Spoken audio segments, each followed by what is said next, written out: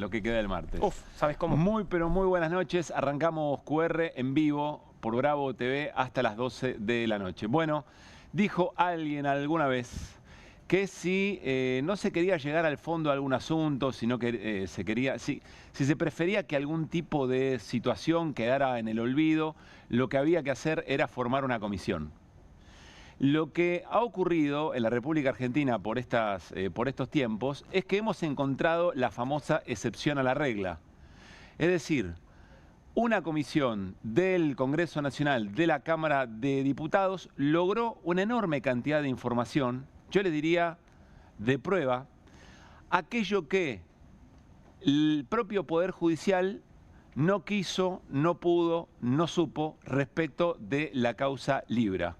Hoy se presentó el informe de la Comisión Investigadora de la Causa Libra en Diputados, una comisión que al principio fue muy obstaculizada, que tuvo que redefinir sus propias reglas para salir de un pantano que no le permitía trabajar, pero que después logró los 3 meses de funcionamiento y que elaboró, insisto, una cantidad de evidencia, de marco conceptual, de contexto, de vinculación de situaciones, de colaboración de expertos sobre un tema muy complejo como son las criptomonedas, etcétera, etcétera, y mucho más las criptoestafas. Y frente a eso logró una claridad.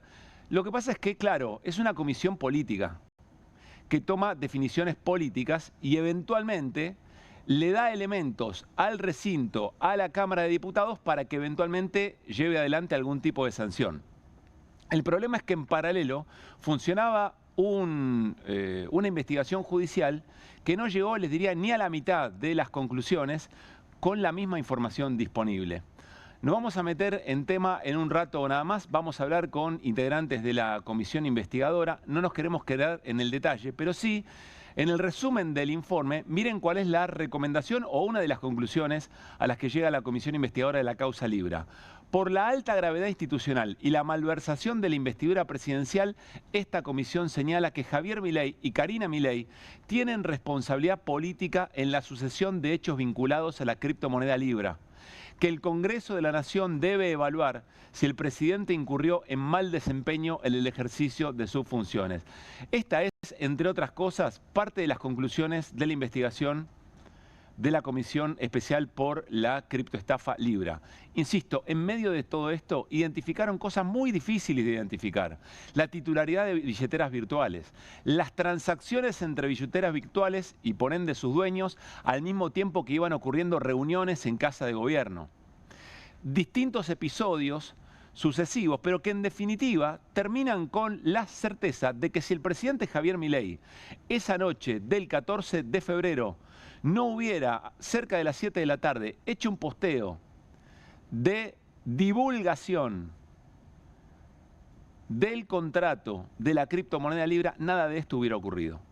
Y todo esto está muy recabado en esa investigación que, insisto, la llevó adelante una comisión del Congreso, y es importante lo del Congreso, ahora vamos a ver por qué, que en términos históricos, o como alguien había dicho alguna vez, si querés que no pase nada, arma una investigación. Bueno, hemos encontrado la excepción a la regla. Pero sucede esto en paralelo con otra cosa, que también es muy importante. Sucede en paralelo con un muy buen funcionamiento de un sector del Poder Judicial, el fiscal Picardi, el juez Casanelo, que muy distinto del juez Martínez de Giorgi, a quien la comisión pide un jurado de enjuiciamiento. El fiscal Tayano y ante la jueza Servini, muy a contramano, antagónicamente les diría, generaron una verdadera causa cuaderno, el cuaderno de Calvete, que esta vez no es que apareció en alguna parrilla de alguien que después la prendió fuego, o en las manos en la puerta de algún periodista, o alguien le dio un material a alguien que estaba corriendo en Palermo escondido detrás de un árbol. Esta es una prueba generada, insisto, por un fiscal y por un juez que trabajaron de acuerdo a la investidura que tienen. Entonces miren qué interesante el mensaje a la sociedad.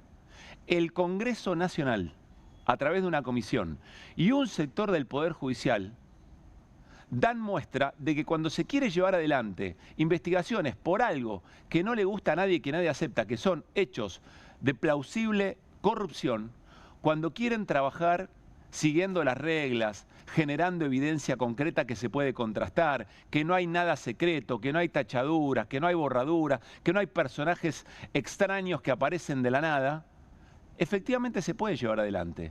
Pero ¿qué es lo que cambia?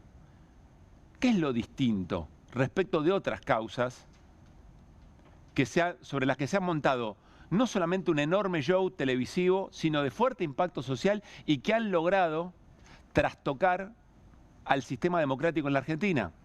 Porque una causa como vialidad, que a vistas no solamente del espacio político al que pertenece Cristina Fernández de Kirchner, se los he dicho muchas veces, he conversado con dirigentes de otros espacios, opositores u otra vez, en la otra orilla, digamos, o del kirchnerismo, del peronismo, etcétera, que reconocen que la causa vialidad no tiene pie ni cabeza, que es una preocupación al sistema judicial y al sistema democrático en términos generales porque le puede tocar a cualquiera de acuerdo a los intereses que defiende en su momento. Y sin embargo, condiciona de esa manera el sistema democrático nuestra vida política porque le impidió no solamente a Cristina Fernández de Kirchner participar en una elección, sino a la población el derecho a elegirla en su momento. Como está ocurriendo ahora con la causa Cuaderno, la mal llamada causa Cuaderno, que en realidad son unas fotocopias, que está confirmado por peritos que lo escribieron varias personas, que se lo dictaron, que hubo tachaduras, cambios de nombres. ¿Cuál es la diferencia? ¿Por qué tiene tanto peso para impactar en nuestra vida democrática? Algo que a todas luces está mal hecho. No quiere decir que uno defienda hechos de corrupción. Lo que estamos tratando de garantizar es que haya garantía de debido proceso, que se hagan las investigaciones como se tienen que hacer y eventualmente se descubran y se sancionen los hechos de corrupción. Nadie quiere corrupción en nuestra vida institucional. Pero insisto, ¿cuál es la diferencia? Bueno, la diferencia es que hay algunos casos mal hechos que tienen capacidad de impacto en la vida democrática y otros casos bien hechos que acá es como si no pasara nada. ¿Y cuál es la diferencia, insisto? Porque en los dos se investiga la corrupción. Entonces acá lo que hay que revisar es otra cosa, evidentemente. Lo que tenemos que revisar es nuestro pacto, es nuestro acuerdo. Tenemos que revisar esos acuerdos. La democracia es un acuerdo. El modo de funcionamiento institucional a partir de la Constitución es un acuerdo. Pero revisémoslo, vamos a reescribirlo. Habría que reescribirlo de la siguiente manera. Serán importantes para una sociedad los hechos de corrupción en tanto y en cuanto puedan ser asignados de la manera que fuere, no importa el respeto a las reglas de juego institucionales y la garantía del debido proceso, si afectan a sectores que tocan la distribución de la riqueza, o mejor dicho, el sistema de utilidades y ganancias del poder económico de un país, de nuestro país, la Argentina. Entonces ahí estaríamos un poco más de acuerdo. Es decir, si el acuerdo es, mirá, a todos aquellos que se metan con una mejor distribución de la riqueza que se genera en la Argentina, a eso sí le caemos con todo el peso de la corrupción, el resto lo dejamos pasar, bueno, listo, veamos si estamos de acuerdo y entonces vamos para adelante. Si el costo eventual de bajar la inflación es que a todas luces una comisión del Congreso y un fiscal y un juez produzcan evidencia incontrastable que se puede explicar cara a cara y que se puede demostrar muy sencillamente en un set de televisión, pero también en una comisión del Congreso, que atención, no era una comisión homogénea, no era una comisión del kirchnerismo, era una comisión compuesta por distintos integrantes de distintas fuerzas que seguramente no, que han votado cosas opuestas y que se han dicho de todo en la propia Cámara cuando tuvieron que debatir sobre qué país querían. Pero es tan grosero, es tanta la evidencia que hay sobre la mesa que entonces, insisto, acá la cosa pasa por otro lado. Y quiero confesarles algo. Nosotros, como tantos otros comunicadores y comunicadoras, como otros referentes sociales, políticos, ya nos hemos asombrado, ya nos hemos enojado con esta situación, ya nos hemos indignado. Ahora tenemos que encontrar juntos, juntas, si es que todo esto nos genera algo, por lo menos un reflejo de que esto así medio que no va. Tenemos que encontrar una manera de interpelarnos, mutuamente para que esto pueda efectivamente funcionar de otra manera. Porque si no, la cancha está demasiado inclinada. Es la única explicación que encontramos para que situaciones como las de la causa 3 del 3%, los sobreprecios en Andis y eventualmente la estafa Libra no tenga una consecuencia política, social, hasta les diría mediática, a la altura de lo que se está demostrando. Y quiero reivindicar, por último, al Congreso Nacional, porque otra vez, miren ustedes lo que ha ocurrido en el 2025, cómo terminamos efectivamente el año. Les decíamos, hay un reencuentro entre la calle y el Palacio, hubo un reencuentro entre comunidades muy afectadas por las políticas de ajuste del gobierno de Javier Milei que encontraron una representación efectiva en el Congreso Nacional.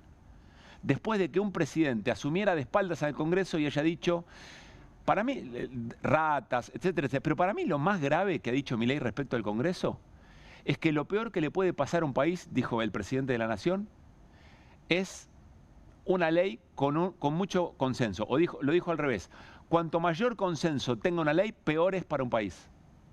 Lo que está demostrando su desdén respecto a uno de los poderes del Estado. Lo más interesante aquí es que es el Congreso, otra vez, hay que ver a qué conformación del Congreso vamos después del 10 de diciembre. Enseguida hablamos con Agustín Rossi. Está aquí en los estudios de Bravo TV, diputado nacional electo por Fuerza Patria. Vamos a un Congreso seguramente mucho más parecido al 2024, de mayor acompañamiento al gobierno, de hacer más la vista gorda que el que tuvimos en el 2025. Pero no deja de ser muy interesante que es una institución, que es un poder del Estado, el que demuestra que las cosas funcionan y que una comisión puede llegar, efectivamente una comisión política, puede llegar a conclusiones de las características de la causa Libra. Son lecciones para tener en cuenta, pero me parece que el gran desafío lo tenemos nosotros y ustedes. A ver en qué estamos de acuerdo y en qué no. Que no seamos hipócritas. Que le demos el peso a los hechos de corrupción que efectivamente tiene para cualquier fuerza política, no solamente para aquella fuerza política que, insisto, discute las ganancias y las utilidades del poder económico de un país, que son los que en definitiva, y como se está demostrando, terminan gobernando, terminan decidiendo el destino, no de una generación, no del presente. Se está definiendo en este momento y en función del acuerdo con Estados Unidos los próximos 50 años de la Argentina. Tenemos que repensar una enorme cantidad de cosas, no es un anímense y vayan, lo tenemos que hacer entre todos y todas, pero más vale que empecemos ahora porque hay mucha cosa arriba de la mesa que nos está mostrando el camino. Arrancamos QR y arrancamos como siempre con las voces del día. ¿Vos estás en contra de la ley de vacunación? Estoy en contra. ¿Qué te dedicas vos, Marilú, ahora cuando dejes el Congreso? A la ganadería. ¿Y a las vacas las vacunás contra la aftosa? Argentina está erradicada de aftosa. ¿Gracias a qué? Gracias a la vacuna. Cada mango que va a la mochila de Españolo no fue a una prestación de una persona con discapacidad. Karina sí es nombrada, fundamentalmente en los chats de Calvete, que era un tipo que también llevaba todo anotado en cuadernos, esta vez cuadernos reales. Es juicio político por mal desempeño hacia el presidente en su carácter de funcionario público.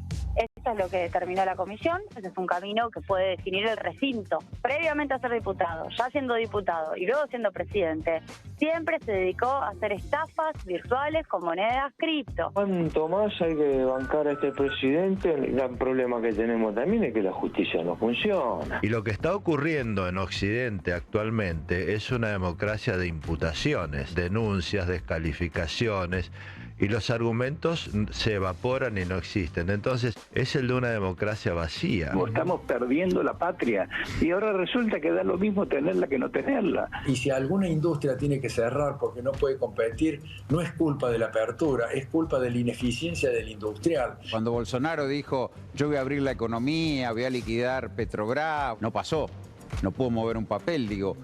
Acá no hay un empresariado que defiende un proyecto industrial para la Argentina. Que habla de una madurez de los argentinos, como votaron el 26 de octubre, porque apuestan a algo más sólido, una construcción más estable, premiaron eso. Perdimos más de 50.000 puestos de laburo, marchamos por nuestras reivindicaciones a la Secretaría de Trabajo, que es el lugar donde Petovelo genera los ámbitos para ejecutar estatales. Si tenemos que ir a una entrevista laboral, ¿cómo nos tenemos que preparar desde nuestra energía? Ahí tenemos los dientes, que son 16 piezas arriba, 16 abajo, digamos, abrimos y cerramos el universo. Sí. ¿Sí?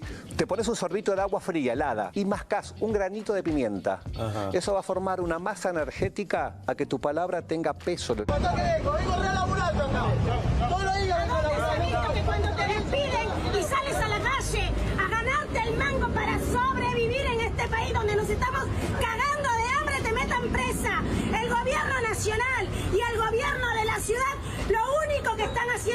perseguir a los trabajadores. Yo estoy llena de deudas, trabajo mañana y tarde y estoy estudiando pronto a recibirme de electricista para tener una salida laboral siendo jubilada para poder comer. Hace 2 años que todo sube menos los sueldos y va a seguir subiendo todo menos los sueldos.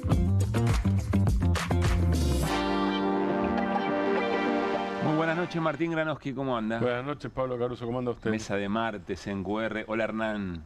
¿Qué tal? ¿Cómo estamos? Hernán Lecher, bien. Ya hay mucho de las voces, pero quiero detenerme, creo que es lo que más nos impactó de todo, esa mujer jubilada que electricista. Se está por recibir de electricista para poder laburar siendo jubilada y poder juntar para comer. No es que dice para vivir mejor, para irme de vacaciones, para comer, dice. Sí, tremendo el dato. Sí, tremendo. La verdad que escucharla, además hace todo el relato que trabaja desde la mañana a la tarde y que estudia, va a decir, bueno, estudia porque trata de ser electricista para ver si acomoda algo el mango de la casa. Para sumar un oficio. Suma un oficio, exactamente. Claro, ¿Sabés que hay un tuit? Lo vamos a trabajar en algún momento, de Martín Tetaz hace no mucho tiempo atrás. Cuando veía a esta mujer me acordaba de ese tuit porque a raíz del debate de la reforma laboral, él plantea que no existe más el trabajo registrado en la Argentina, ni la desocupación, porque podés ser Uber, entonces finalmente no existe la desocupación. Y pone un ejemplo, dice además, y no existe más el ascenso social en la Argentina, ¿no? Dice, vos podés ser a la mañana abogado y después a la tarde manejar un Uber. Entonces no importa ni siquiera que estudies. Claro. ¿No? Ni siquiera que estudies. Me gusta la idea, traerlo y lo laburamos acá en QR. Además me gusta la idea de trabajar una idea, me encantó, me quedé colgado en... No, porque además es como un deseo o un proyecto eso, no es un registro de una realidad, porque uno puede registrar la realidad, que es lo que estamos haciendo nosotros, y decir, bueno, esta no es la realidad justa, deseable, decente, decorosa, poner los adjetivos que quieras. Bien. La otra cosa es decir, no. Lo ideal, esto que cuenta Hernán, lo ideal es que alguien vaya a tribunales a la mañana, un Uber a la tarde, y ¿por qué no un Rappi a la noche? Porque casi la bicicleta es bueno para el corazón, por otra parte, es así. Que se suma a lo que Cordero, hoy secretario de Trabajo, cuando, tenía solamente la pilcha de referente de Techín, fue a la comisión donde se discutía la jornada laboral para la reducción de la jornada laboral y decía, ¿pero qué van a hacer el resto del tiempo? ¿Qué es lo que pretenden hacer el resto del tiempo que no trabajan? Lo recuerdo perfectamente. Ahora quiero rescatar una de las voces que recién vimos, pero mencionar dos. Primero, me acaban de escribir varios referentes de la nueva conducción de la CGT que toman el Consejo de la Televisión Pública, granito de pimienta, agua fría y que la palabra tenga mucha potencia, ¿no? A ver si de esa manera van ganando. Yo creo que eso van con ventaja. Es muy eficiente frente a una reforma laboral que te va a dejar en la calle. Lo del granito de pimienta anda, Para mí es esa. Creo que es eso. No importa. La economía, negra, esa gilada no va más. Pimienta negra, blanca, verde, que hay que usar. No está especificado. Ahí mirá, nos puede fallar en esa. Bien, y Lorenzetti, ministro, un vecino, ¿no? Vecino de Rafaela, que va a un programa y dice, no, la verdad que la democracia está vacía. Dice Lorenzetti, uno de los ministros de la Corte Suprema de Justicia, a mí se me vino Brandoni y 3 empanadas. 3 empanadas, dice Lorenzetti, esto no puede funcionar así. De una corte que en fin. No se dio cuenta que Machado estaba sí, que andaban pidiendo extradición. En la Corte, ¿no? No se entiende bien el concepto que dice Lorenzetti porque habla de democracia de imputación, dice él, que es una categoría que yo nunca escuché, por ahí existe y uno es un burro, pero nunca la escuché. ¿Qué tiene que ver todo el mundo acusando a todo el mundo? ¿Es eso? Sí, pero bien. Siempre... Ahora, si la Corte resuelve más rápido, perdón que te interrumpa, si resolviera más rápido algunas cosas y no con doble vara, si fuera cierto que es una democracia de imputación y que todo el mundo acusa a todo el mundo, como dice Lorenzetti, o como vos explicás que dice Lorenzetti, otro tipo de funcionamiento del Poder Judicial equilibraría eso, si no hay doble vara. Claro. Si no hay doble vara, digo. De todas maneras es interesante porque siempre estos referentes del Poder Judicial suelen no querer resolver en algunos casos, darle celeridad a estos temas y ¿cuál es el argumento que utilizan? Lo tiene que resolver la política, que no viene a decir a nosotros nos ensuciamos las manos. Pero hay otras situaciones en las que les encanta, digamos, el enchastre y han quedado en evidencia. Ya hablamos con el diputado Oscar Reño, que es integrante de la Comisión Investigadora Libra. Vamos a tratar de repasar efectivamente las conclusiones de esa comisión investigadora. Enseguida conversamos con Agustín Rossi, electo diputado nacional por la provincia de Santa Fe, por Fuerza Patria. Pero escuchen lo que, vamos a ampliar un poquito, un concepto del titular de la Bolsa de Comercio de Córdoba, si no me equivoco, Manuel Tagle, que tiene un concepto de la competencia para la industria, sector al que él no pertenece, bastante peculiar. Vamos a ir a una transformación industrial muy vigorosa, muy productiva, y esto creo que lo está teniendo en cuenta la Unión Industrial Argentina también, con cierta reticencia, pero me parece que antes se hablaba de protecciones desmedidas y hoy ya no. Está reconociéndose que la apertura va a ser el futuro para todas las industrias y que hay que prepararse para eso. Y bueno, y si alguna industria tiene que cerrar porque no puede competir, no es culpa de la apertura, es culpa de la ineficiencia del industrial, porque para poder competir hay que invertir, hay que poner todos los recursos sobre la mesa para poder ser competitivos y eficientes. Y eso es algo que el argentino y las industrias argentinas no tuvieron esa costumbre porque no hacía falta, estábamos protegidos. Y ahora vamos a tener que poner la lupa. Y ahora van a tener que laburar, dice Manuel Tagle, Hernán Lecher. Hay dos cuestiones que surgen de esto. No es para subestimar esta idea porque tiene fuerte penetración en no solo tiene fuerte penetración, dice una cosa casi al pasar que a mí me parece muy importante. Vos decías, habla de un sector del que no es. Y uno podría decir, bueno, de hecho, al agro la industria no le gusta mucho porque le usa los dólares. Con lo cual, bueno, quizás le pone un poquitito de inflación a su comentario. Claro. Pero él dice una cosa al pasar, dice, creo que la UIA piensa lo mismo. Y eso sí me preocupa mucho más. Porque efectivamente yo he escuchado a los titulares de la UIA, al 1 y al 2, salieron en La Nación, creo, o en Clarín hace este domingo, no, el anterior, si no me equivoco, en una entrevista diciendo, bueno, en realidad no es tanto las importaciones. Si con la reforma laboral lo acomodamos, ¿no? Es decir, tratando de cargarle a los trabajadores la responsabilidad. Ahora, la verdad que se equivocan. Se equivocan por dos cuestiones en este análisis, ¿no? Ahora yendo a la cuestión de fondo. Primero, porque en la Argentina, para el industrial, vos le tuviste las tarifas 450%. Le hiciste caer las ventas porque la gente no tiene un mango. Le abriste las importaciones, que era lo que hablábamos recién, le pones un tipo de cambio que es recontra complicado para competir con el exterior, y durante buena parte de este año con una tasa de interés impagable. Entonces, ¿cómo haces? Le generás todo un entorno para sepultarlo y es culpa de él. Claro, que no sobrevive. Claro, que no y es culpa tuya. A la plaga. Y la segunda cuestión. Ahora se empiezan a preocupar. ¿Qué va a pasar cuando Shane se lleve puesto todo? ¿Qué van a decir? ¿Que son todos ineficientes? ¿Que ahora Galperín es ineficiente? Que anda pidiendo regulaciones. Claro, debería decirle a Galperín, ¿no? Tenés que ser un poquito más eficiente. No creo Me parece que hay que pensar un cachitito estas cuestiones porque, bueno, se pasan tres pueblos. Después del resultado electoral, viste, algunos comentarios se pasan tres pueblos, me parece. Creo que si es el mismo Tagle, estuve mirando recién, no lo conocía de memoria a este Tagle, pero si es el mismo Tagle sobre el cual estuve pispeando un poquito mientras ustedes hablaban, o Tagle se dedica ahora o se va a dedicar a la importación de motos,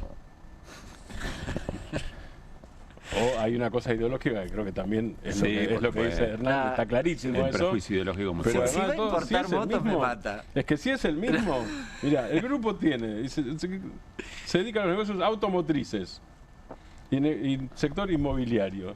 Si es automotrices solamente... Sí, pero si es solamente automotrices, el otro día lo hablamos en este programa, si se aplica, el nivel de protección y el símbolo sería el convenio marco con Estados Unidos, pero él ni siquiera habla de eso, habla de no hay que proteger nada. Olvídate de los autopartistas de Córdoba, de Santa Fe, de la provincia de Buenos Aires, él es de Córdoba, olvídate de eso. Y si además dice, el grupo tiene concesionario de marcas como Jeep, Royal Enfield, Motoplex, Moto Morini y Yamaha. Bien. Bueno. O sea que evidentemente su proyecto debe ser dedicarse a la importación Supongo yo. Y si te vas a dedicar a la importación, es obvio. ¿Qué te importa? Claro, más bien te favorece. Que quizás esa es la era posibilidad. todo Claro. mucho más sencillo. Claro. Si arrancábamos por ahí. No, es que puede ser. Era Yo no lo sé, pero es una Bien. posibilidad. Pido portada para los cuentos de la cripto y saludamos al diputado nacional, Oscar Agos Carreño, diputado nacional por Encuentro Federal e integrante de la Comisión Investigadora Libra. Oscar, ¿cómo te va? Pablo Caruso, Martín Granowski y Hernán Lecher, te saludamos en QR. Buenas noches.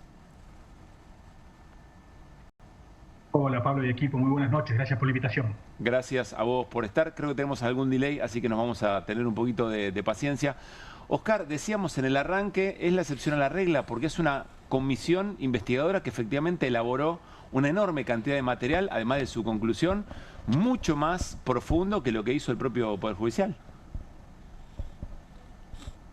Bueno, en realidad no estamos compitiendo con el Poder Judicial, pero efectivamente hemos hecho público en muy poco tiempo de trabajo y pese a todas las complicaciones, trabas y bloqueos que hizo el Ejecutivo, un informe fructífero. Y lo más importante de ese informe, de nuestro trabajo, no era aquellas cosas que necesitamos apoyo de los otros poderes, sino más bien haber podido mandar a las exchanges, es decir, a las billeteras electrónicas, que nos den la información que era necesario para terminar de conocer en realidad quiénes eran las personas físicas o jurídicas que estaban atrás de las distintas operaciones que fuimos viendo a lo largo y ancho de todo este proceso que es Libra. La verdad que las conclusiones son absolutamente positivas en el sentido de que hemos logrado determinar las responsabilidades, determinar que el presidente incurrió, a nuestro modo de ver, en mal desempeño.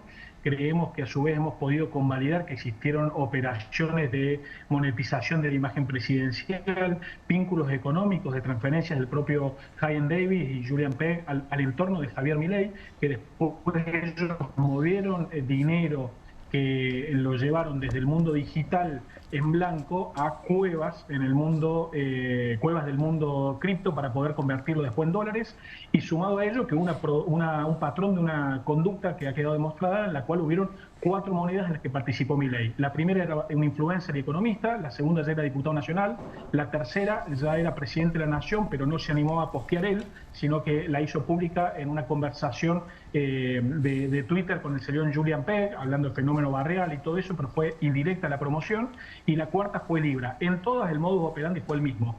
Hubo un rack pool, es decir, una operación en la cual se armaba un pool de liquidez, y en ese pool de liquidez se inyectaba plata con información privilegiada, se sacaba un posteo donde algún famoso, en este caso Javier Milei, invitaba a invertir con alguna excusa, como era mejorar la vida de las pymes argentinas. Después retiraban el dinero y toda la gente que había entrado, que es entre el 80 y el 90%, decía la diputada Estrada hoy, termina teniendo un valor cercano a cero. Por lo tanto, se termina llevando un 10%, es decir, muy pocas personas que son las que tenían información, toda la ganancia, y después vieron cómo repartirla, y eso es lo que pudimos demostrar. Hasta donde entendimos por el informe, son 114.000 billeteras virtuales afectadas, 36 las que se llevaron en promedio $1 millón cada una. Más o menos la dimensión del negocio, de la estafa en realidad.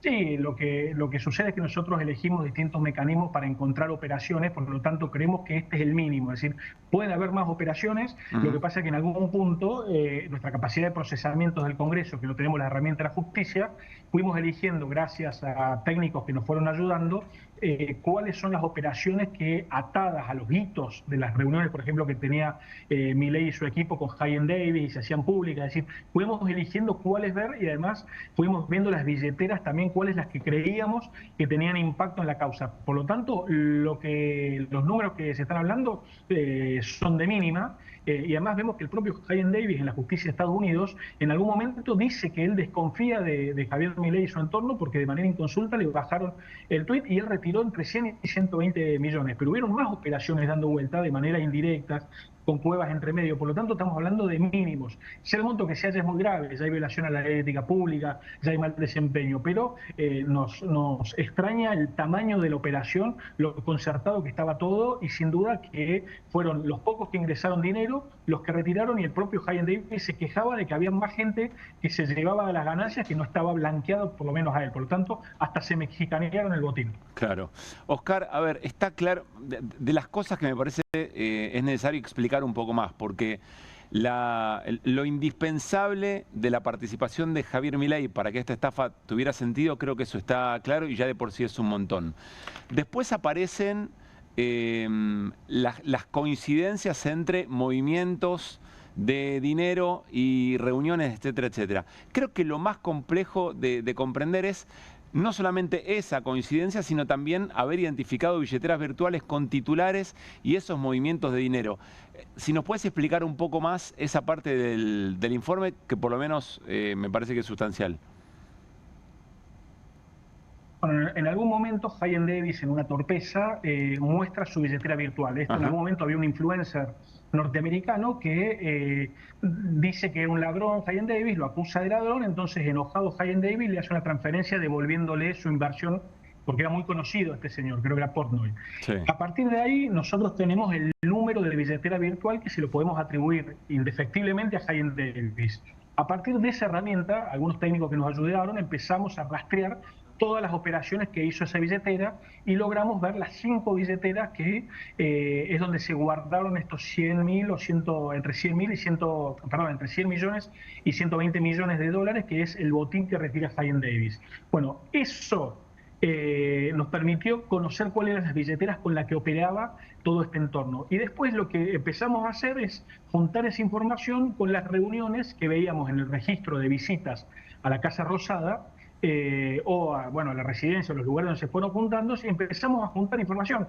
Esta billetera, qué operaciones hizo este día y esta hora. Claro. Y así, por ejemplo, descubrimos que Hayen Davis, estando en esa reunión donde se hizo conocido con esas fotos que ustedes tienen ahora al aire, en ese momento él transfirió $500.000. Y media hora después, estando en el Four Seasons, celebrando lo que habían charlado en esa reunión, hace otra transferencia de $500.000. Es verdad que a esta hora no pudimos saber el destinatario final de esa plata, porque hubo toda una serie de movimientos entre medio que no nos permitieron llegar hasta el final de todo ese camino. Ahora, es muy raro que estando con un presidente de la nación, una persona saque su celular y empiece a hacer transferencias por $500.000 y media hora después haga otra transferencia por esos montos. Claro. Y si lo sumamos con otros hitos de la misma forma, vamos concatenando lo que fue pasando en la información pública que tenemos con Libra con movimientos financieros. Y así fuimos descubriendo que después aparecieron cuevas, que son otro nivel de empresas del mundo cripto, que fueron los que terminaron convirtiendo la moneda digital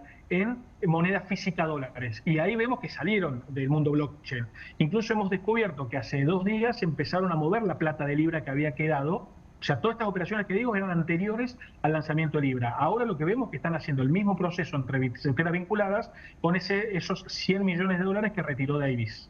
Hernán. ¿Cómo estás, Oscar? Buenas noches.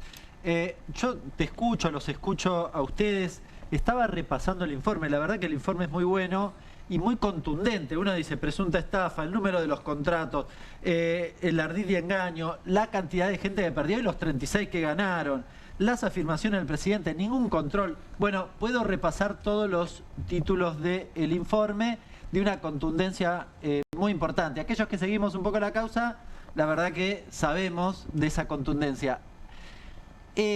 ¿Soy yo o hay algo más respecto del comportamiento de la justicia en relación al caso? Porque la verdad uno le da la impresión que no avanza, que no ha llamado a ningún funcionario, que no hay ningún tipo de responsabilidad en la causa con toda esta contundencia de datos, o no conozco lo que está pasando. Hola, Hernán. Bueno, por un lado nosotros tenemos la misma sensación, pero también existe el secreto de sumario, entonces posiblemente haya cosas en la causa judicial que nosotros no estemos viendo, y espero que así sea, que no sea como en otras causas, que cuando pierde el gobierno de turno el poder, ahí empiezan a moverse. Supongamos que eso no es así. Nosotros creemos que les vamos a hacer los reclamos pertinentes a la justicia porque creemos que no nos han dado la colaboración necesaria, que históricamente todas las veces que se investigó en el Congreso hubo, y sobre todo para garantizar que las investigaciones sean con el mayor resguardo de derechos y garantías. Ahora, la justicia, por ejemplo, recibió la misma información que nosotros de una billetera virtual el 21 de mayo y hasta julio, 31 de julio, perdón, que se presentó un querellante a decir que tenía la información informal de que había respondido Binance, no se hizo pública. Hubo 3 meses que estuvo durmiendo esa prueba. Bueno, nosotros en paralelo hicimos el mismo pedido de informes y en 7 días lo teníamos respondido, traducido y analizado por técnicos que no son pagos y que nos fueron ayudando. Por lo tanto, cuando uno ve la predisposición de cuando uno quiere investigar rápido, va y viene la información, se procesa y eso nos permitió pedir nuevos oficios, bueno, claramente hay una demora inexplicable. Pero lo cierto es que no esperamos a la justicia, no nos quedamos preocupados porque no aparecían los funcionarios ejecutivos. Claro. Lo cierto es que hicimos un informe de 205 hojas que trajo mucha información que además le hemos aportado a la justicia para que tenga más elementos y menos excusas para seguir investigando, y además nos hemos comprometido hasta ir a la justicia de Estados Unidos, seguirla y también ir tomando parte de las investigaciones que se están buscando que sean por la ley RICO, que es la ley antimafia, por asociaciones ilícitas empresariales y de ese tipo. Bueno, también hemos tomado de esa causa aquellas cosas que no podíamos tomar de la justicia argentina. Una más, Martín. Martín Granowski. Oscar, buenas noches.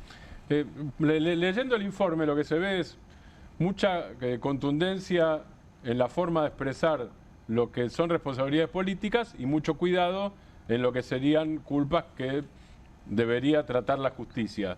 En la parte política, nosotros pasamos antes en La Voz del Día, cuando empezamos el programa, una opinión de Julia Estrada, colega tuya, aunque sea de otro bloque, pero colega en el Congreso, y habla de juicio político. Y estoy leyendo el informe y dice, y ahí sí, no hay ni habría, ni sería, dice, por la alta gravedad institucional y la malversación de la investidura presidencial, esta comisión señala que Javier Milei, que es el presidente, y Karina Milei, tienen, y no dice tendría, tienen responsabilidad política en la sucesión de hechos vinculados a la criptomoneda libre, y después dice, el Congreso de la Nación debe, y de nuevo no debería evaluar, si el presidente incurrió en mal desempeño en el ejercicio de sus funciones.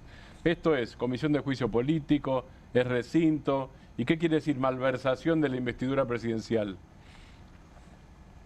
Bueno, te agrego que también hemos sido contundentes de decir que esto fue un esquema de fraude planificado compatible con una presunta estafa. Es decir, vos fijate que no hemos buscado, como sí hicimos en un informe preliminar, ser dubitativos, porque ya hemos concluido y hemos llegado a esa información política, pero además muchos somos abogados y los hemos hecho con el mayor cuidado de ir pareciéndonos a un proceso administrativo que cumpla con los pasos comunes de un proceso administrativo y legal. Ahora bien, nosotros entendemos que hay mal desempeño, es verdad que el mal desempeño es la base de un juicio político, según lo que dice la Constitución, y esa es una definición política. El mal desempeño es una definición que toma el Congreso de manera política y después se va ratificando con los votos que se va teniendo en ambas cámaras, según como marca el procedimiento. Nosotros jurídicamente no estamos en condiciones de abrir el proceso de juicio político, por lo tanto fuimos muy cuidadosos de no decir que el camino que sigue el juicio político, porque hay todo un procedimiento que debe surgir cuando se constata que hay mal desempeño. Bueno, un grupo de diputados tiene que iniciar un proceso, lo controla una comisión de la Cámara de Diputados desde lo formal, después entra al recinto, se hace una acusación y después va al Senado. Todo ese proceso no puede surgir de una comisión investigadora. Ahora bien, sí puede la comisión investigadora decirle al Pleno del Congreso, a la Cámara de Diputados particularmente, nosotros hemos detectado que hay mal desempeño. Ahora, la tarea política que sigue es de qué hacer con eso. Parte de qué hacer con eso, bueno, es retomar las conclusiones, la justicia que haga las investigaciones sumando esto si lo cree pertinente, pero el Congreso tiene que tomar decisiones políticas de cómo continuar con esto. El gobierno se ha asegurado 1/3 en ambas cámaras, lo que hace que sea difícil pensar en un juicio político, pero bueno, esto está establecido, cumplimos con nuestra labor y le recomendamos al Congreso que haga algo con esto, porque hemos llegado a estar en la tapa de los principales diarios del mundo con nuestro presidente acusado de estafa y eso no es un tema menor. Por lo tanto, nosotros hemos hecho nuestros deberes, ahora esperamos que el resto del Congreso y que las mayorías circunstanciales que parecían que habíamos logrado en un momento han quedado a las claras, porque digo, yo no tengo nada que ver, por ejemplo, en lo político con Chipi Castillo, incluso con el kirchnerismo.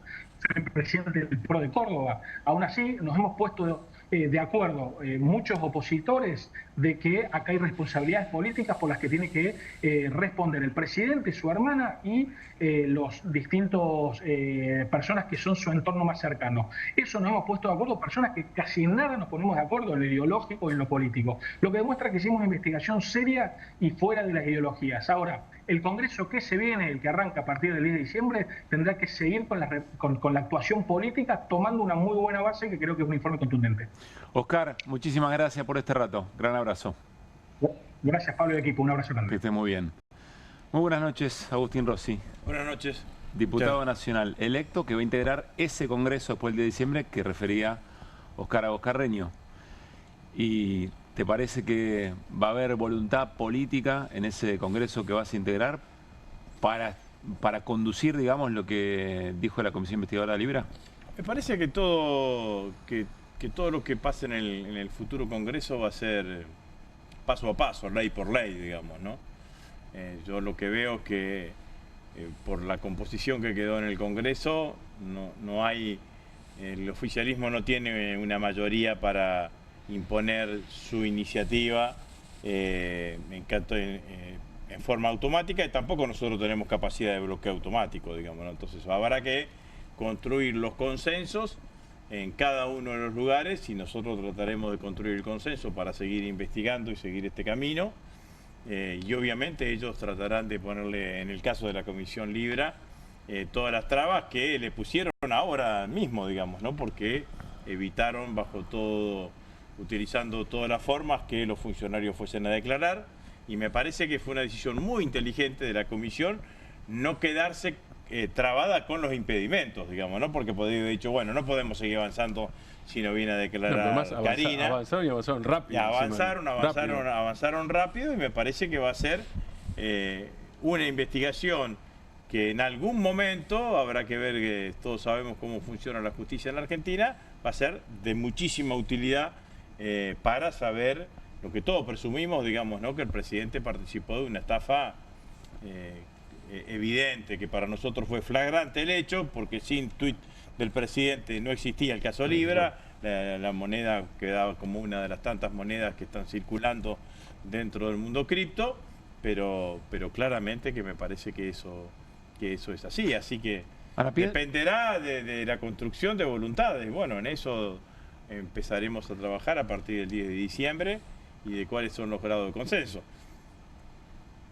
¿Son estables? No son estables, ¿no? Al actual bloque le costó mucho el año pasado, le costó mucho menos durante este año construir mayorías que permitieron bloqueos en algunos casos y avanzar en otras iniciativas, como la ley de emergencia para personas con discapacidad, el sistema, todo lo que significó el financiamiento del sistema universitario argentino. Bueno, fueron iniciativas que se pudieron plasmar, llevar adelante, que el presidente vetó, que se rechazó el veto y que estamos en todo ese limbo al cual un presidente que no cumple con la Constitución Nacional siempre te lleva, ¿no? Agustín, estuviste en la reunión que se realizó en la sede del PJ Nacional hace un rato nada más. ¿Cuál fue el sentido de la reunión y qué conclusiones te llevaste de ahí? Bueno, me parece que era una reunión necesaria, era la primera reunión que teníamos posterior al resultado electoral.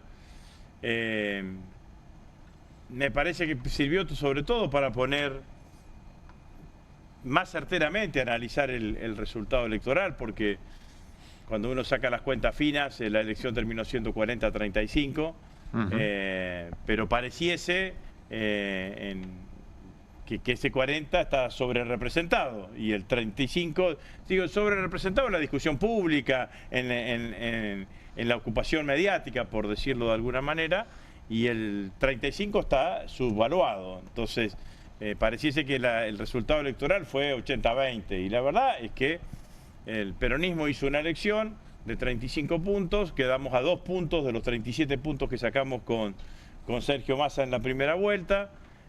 Si sigo analizando la elección del 2023, los 40 puntos que sacan ahora juntos, el PRO, Cambiemos y La Libertad Avanza, están lejos de los 54-55 puntos que sacaron en segunda vuelta.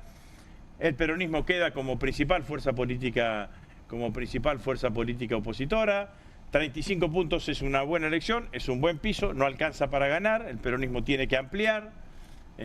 Yo creo que hay que utilizar inteligentemente todo el nuevo sistema electoral, y que es más fácil ampliar, que es más fácil buscar acuerdos. ¿En qué sentido? Y en el sentido de que no tenés la obligación de tener una sola lista de diputados nacionales. Digamos, ¿no? Podés tener una mayor amplitud de variantes de diputados nacionales, y creo que hay que, y esa es una tarea del partido y de las autoridades del partido, de ir buscando acuerdos desde lo que yo digo, los desencantados del PRO hasta la izquierda. Digamos, ¿no? Hay que construir un gran frente nacional que sea capaz de imponerse a esto que no es un partido político, sino que es una coalición de poder. Le hablo a digamos, Agustín ¿no? Rossi, que hace poco nos dijo que el programa del peronismo o del Frente Nacional Popular para el 2027 tenía que ser un programa revolucionario. Sí. ¿Cómo haces para un programa revolucionario si tenés que ir a buscar a los La encantados del situación económica y social te va a llevar a encontrar consensos amplios, porque va a ser revolucionario reconstruir la Argentina. Yo creo que lo que vamos a heredar de Milei es un grado de desigualdad social como nunca hemos visto en la Argentina contemporánea. Entonces a mí me parece que ese grado de desigualdad social sumado a la crueldad de la crueldad de la política te va a permitir hacer consensos amplios sobre una cantidad de cosas sobre las cuales va a haber que empezar a trabajar. Y en todo caso, siempre cuando vos ampliás, tenés que tomar un margen, digamos, ¿no?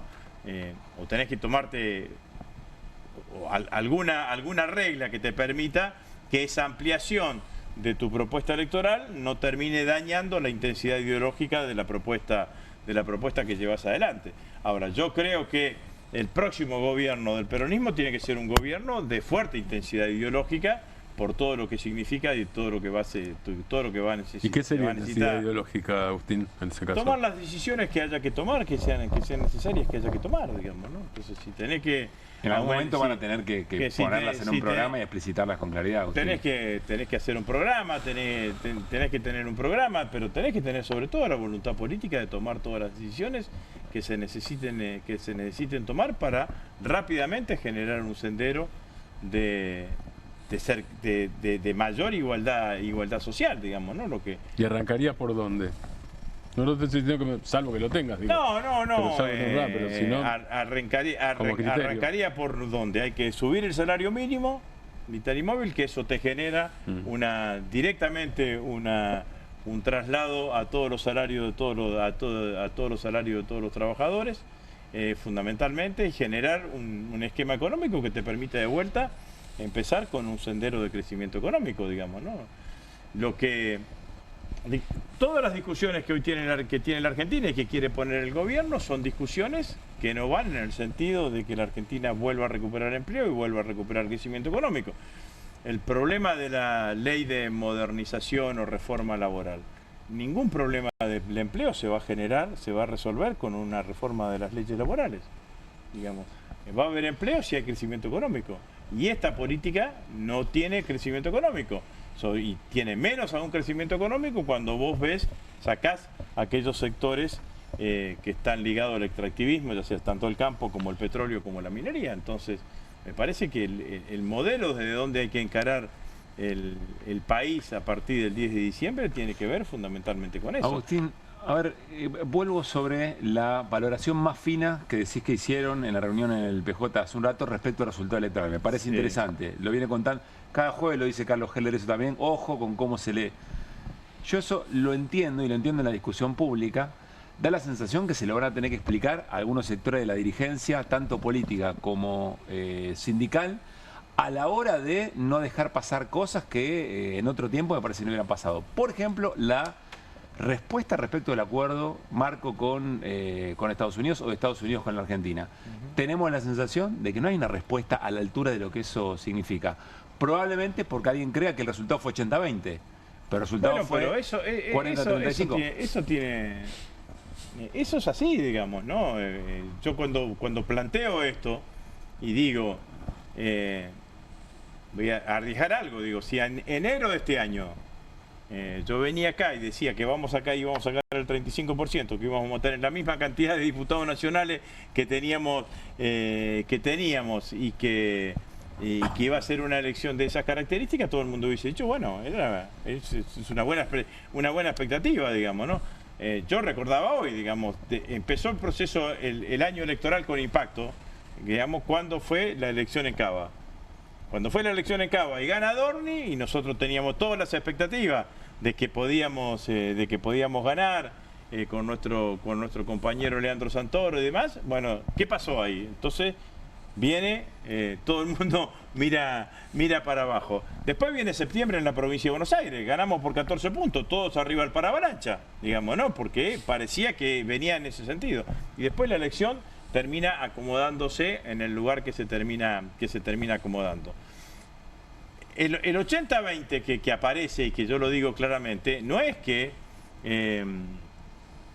no es que aparece aleatoriamente. Lo que aparece el 80-20 es con una intencionalidad del gobierno. El gobierno trata de hacerle parecer a la sociedad que ganó por nocaut. Pero los sectores que tienen que resistir esa política parece que hubieran sacado 20. Bueno, de esto tiene que ver la reunión de tiene que ver la reunión de hoy. Tiene que ver con la reunión de Pablo y lo que vos decís, el tema es si le concedes. No te hablo de vos. Si uno le concede en general esa percepción del 80, claro. No hay que concedérselo en ningún ámbito.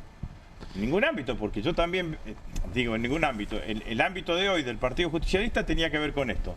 Es decir, no ganamos las elecciones. Si quiero agregar una cosa más, el gran derrotado fue Provincias Unidas, porque era la opción B, el lado B de la operación de la derecha para que aparezca como fuerza, política opositora. Blanca, sí. Y bueno, y también pararse claramente en ese lugar. Yo no digo que el 80-20 no haya confundido a muchos. Confunde a muchos. De hecho, hay muchos opinadores, sociólogos, politólogos que parece que están más preocupados en criticar a la oposición que criticarlo. Mirá que hay cosas para criticarle. Pero Agustín, no seas injusto ahí. No soy injusto, soy realista. En este sentido, hay gobernadores del peronismo que van a acompañar la reforma estructural y quiere. Pero yo a eso me refería concretamente, se sienten que hubiera sacado 20 puntos. Bueno, hay gobernadores del peronismo que van a acompañar. Hizo una reunión Milei y dejó afuera 4 gobernadores que representan más del 40% de la población argentina. Entonces, hay que poner las cosas más o menos en su lugar. Entonces, lo que yo creo que sí el peronismo tiene que asumir, tener una mirada mucho más precisa de lo que digo de que es el resultado electoral. Que algunos estén deprimidos porque les parece que en lugar de mirar el resultado del 26 de octubre están mirando lo que pasó después del 26 de octubre. Bueno, hay que despabilarlo un poquito, digamos, ¿no? Porque después del 26 de octubre se instaló el 80-20 y se instaló un proceso de intento de destrucción del peronismo. Una especie de envión, ¿no? Entonces, sí. Porque reforma laboral para quitarle poder a la intermediación sindical, punto número 1. Convocatoria a gobernadores donde dejan afuera 4 compañeros nuestros. Es grave eso que sucedió, no se le dio la suficiente importancia porque en realidad está el presidente y están los gobernadores que yo invito, la luminosidad de la institucionalidad está sobre eso, los otros no están, los otros no existen, digamos, ¿no? por decirlo de alguna manera. Y el caso Cuadernos, digamos, entonces fueron 3 hechos, si querés sumarle la crueldad con la detención sobre Julio De Vido. Pero el bloque de poder, que no es Milei, es el poder económico en la Argentina, que como nunca está militando para Milei, son claramente las relaciones internacionales de Milei, el gobierno de los Estados Unidos, está en ese plan. ¿Por qué creo que están en ese plan? Porque leyeron bien la elección. Saben que con este resultado electoral no está garantizado el 2027. Porque a nosotros nos faltan 10 puntos para ganar en primera vuelta. A ellos les faltan 5. No es que lo tienen garantizado el triunfo en primera vuelta. Que creo que esto es otra de las cosas que nosotros tenemos que visualizar. El peronismo tiene que hacer una estrategia electoral para tratar de ganar en primera vuelta. Hernán. Agustín, comparto que después de la elección ha habido, en el marco del resultado electoral, una operación contra el peronismo en particular, o en general, y Cristina, incluso presa, en particular. Ahora, no es menos cierto que se sustenta esa operación en una cuestión que es esto del 80-20, es subjetivo, pero me parece que refleja que Milei sacó 40 puntos, sí, solo 5 de diferencia, pero 40 puntos al fin, con una Argentina que la destrozó. Bueno, pero Hernán, Angeló sacó 38 puntos con la hiperinflación de Alfonsín. Y nosotros éramos el peronismo renovador, Menem tenía todo el carisma en ese momento, se subía arriba de un caballo y los caballos bailaban, qué sé yo, digamos, ¿no? Y sacamos 45 puntos, 46 puntos. Angelo sacó 38 puntos. Entonces, esta idea de que el no peronismo existe el no peronismo. O el antiperonismo, que le resulta a un sector de la sociedad mucho más fácil votar a cualquier candidato que no sea peronista que a un candidato. ¿Qué tiene que hacer el peronismo para abordar eso? Que a un candidato peronista. Tiene que ir por el otro 60%. ¿Cómo? Pues, entre algunas de las cosas. O sea, por la seducción del no peronismo, por el antiperonismo. La seducción del no peronismo que está en algunas otras fuerzas políticas, y hay que ir a buscar a los que no fueron a votar. Y entonces, en eso, ese que no fue a votar, hay que restablecer la relación de la política con ellos. Porque el otro día leía esta cosa que algunos intelectuales describen como la crueldad del optimismo, digamos, ¿no? Esta idea de que ¿por qué es cruel el optimismo? Si vos no llegás a fin de mes y vas a votarle a alguien que te va a garantizar que vas a seguir sin llegar a fin de mes. ¿O por qué resultó le atentaron el antiperonismo? El antiperonismo, digamos, ¿no? Pero bueno, si se la podemos cambiar no pasa nada, me quedo parado, sí. Pero ahí lo comamos. Después, lo mismo pasa con un chico que va a la universidad pública. Vas a la universidad pública, estudiás en la universidad pública, es la única posibilidad que tenés de acceder a una... Y estás en contra del financiamiento de la universidad pública. Entonces, bueno, ahora, eso cuando se rompe, no pasa a la rebeldía, pasa a la indiferencia. Y nosotros tenemos que salir a buscar... Muchas gracias. Llegó la silla. Llegó la silla, digamos. Entonces, lo que tenemos que salir a... Espero que no se caiga de vuelta. Lo que tenemos que salir... Bueno, se cae de vuelta, che. Me quedo parado. Lo que tenemos que salir a buscar fundamentalmente... Vamos a hacer una cosa, nos paramos todos para estar como Agustín. Bueno, dale, ahí reacomodamos, porque si no, ahora será más fácil acomodar. Muy bien. Entonces, lo que tenemos que tratar de hacer es eso, digamos, ¿no? Es volver a convocar a la rebeldía. Bueno, me parece que es toda una tarea. Romper la indiferencia. Y claro que hay que romper la indiferencia. Y para eso tenemos que amigarnos con ese sector de la sociedad decepcionado, yo creo que está decepcionado con Milei, pero que nosotros no lo logramos atraer, y que está fundamentalmente en aquellos que no fueron a votar. Hay un tema especial con las juventudes. A mi criterio, nuestra fuerza política tiene que crecer horizontalmente y verticalmente. O sea, horizontalmente, encontrarse con todos aquellos sectores políticos y sociales que estén en desacuerdo con la política de Milei. Verticalmente hay que ir a buscar los que no fueron a votar. Digamos, ¿no? Me parece que esto es así, bueno, y eso significa un diálogo. Y que quizás, porque también yo veo que a veces tenemos una mirada estática sobre ese que no fue a votar. Como diciendo, bueno, ese que se nos fue a votar, ese día de domingo se fue... Ahí estamos, ahora sí, probamos todo, vamos de vuelta. ¿Estás seguro? Perdón, Agustín. No pasa nada. Esa está aprobada. Gracias. Sello Irán, tiene todo. Ese día, el domingo, se fue a comer un asado, se fue al parque, y quizás se fue al club de barrio y participa en la comisión directiva del club de barrio. Lo que quiero decir, que hay una cantidad de gente que participa en tareas comunitarias, en tareas colectivas, en tareas solidarias, en una parroquia, en un club de barrio, en una vecinal, en organizaciones de voluntarios que, por ejemplo, en Rosario las vemos muchos con chicos, muchos chicos jóvenes que están en organizaciones, en ONG, que atienden a las personas en situación de calle, que están participando de otra manera, y que nosotros no tenemos registro de esa participación, o no tenemos vinculación todavía, no tenemos anclaje con esa participación. No hay un desapego con el poner el cuerpo claro, en referencia a eso es lo que quiero decir. No es que la indiferencia se da en todos los órdenes de la vida, no es que ese tipo se quedó encerrado en su casa y ese día puso Netflix y no le interesó el resultado electoral. Decidió no ir a votar. Y en su vida diaria, en su vida cotidiana, tiene actitudes colectivas. Claro. Digamos, no piensa que él se salva solo. Dice, bueno, che, si queremos tener una pileta para que vayan los chicos, hay que sostener el club del barrio. O sea que el tema sería cruzar ese andarivel social que vos estás describiendo con el político. Hay que acercarlo. Ensamblar, acercarlo. Hay que acercarlo, hay que decirle, bueno, está todo bien esto, digamos, pero no alcanza, digamos, no alcanza para modificar la cosa, digamos, ¿no? Para modificar la situación económica y social. Vuelvo un segundo al Congreso. Ayúdanos a entender todos estos rumores, posibles idas y vueltas de algunos sectores o algunos diputados que responden a algunos gobernadores que seguirían del bloque. ¿Cómo valoran eso en la reunión? No sé, yo me vine antes de la finalización de la reunión, no se tocó, no se hicieron nombres específicamente. A mí me parece que hay una cosa también en esto, digo, en términos generales. Cuando yo digo que ese 35% está subrepresentado, está subvaluado, también me lo digo para nosotros mismos. Nosotros vamos a ir al Congreso de la Nación a representar a ese 35%. El 40% de Milei, que lo representen los libertarios. Nosotros ese 35% que nos votó a nosotros, ¿qué dijo?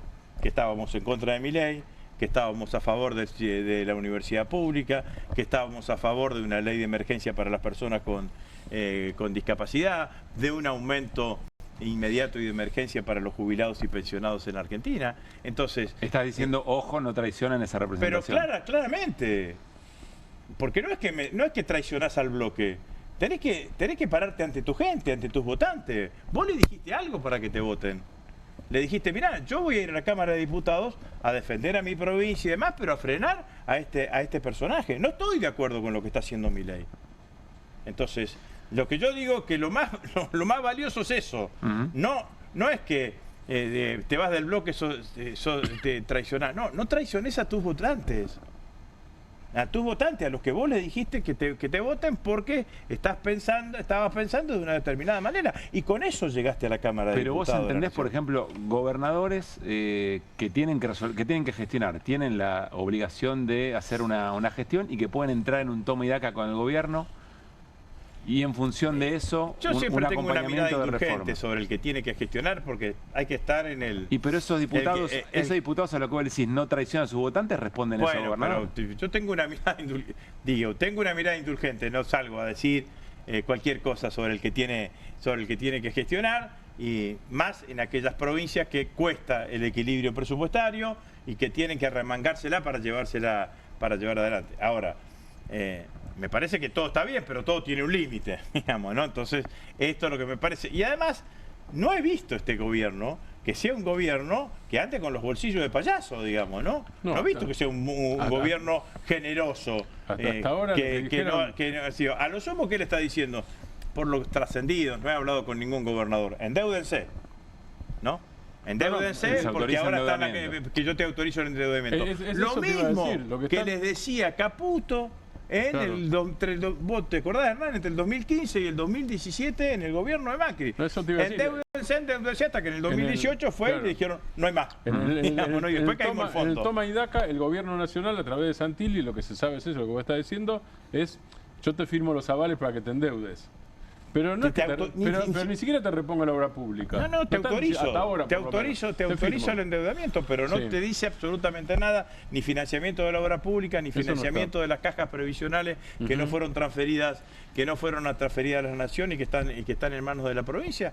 Entonces, también lo que yo creo que en esto pasa, digamos, ¿no? Que es estamos en un momento en donde están las burbujas del resultado electoral del 26 de octubre, infladas. Pum, pum, pum, todos los días el oficialismo la tiene inflador. Bueno, nosotros tenemos que empezar a pinchar alguna de esas burbujas para decir, mira, lo que pasó fue esto. Y lo que nosotros tenemos que hacer es representar a ese 35%. Para representar al 40% están ustedes. Son los diputados que le responden a ustedes. Los nuestros tienen que representar a ese 35%. Agustín, ¿el gobierno de Milei depende de la suerte de Trump?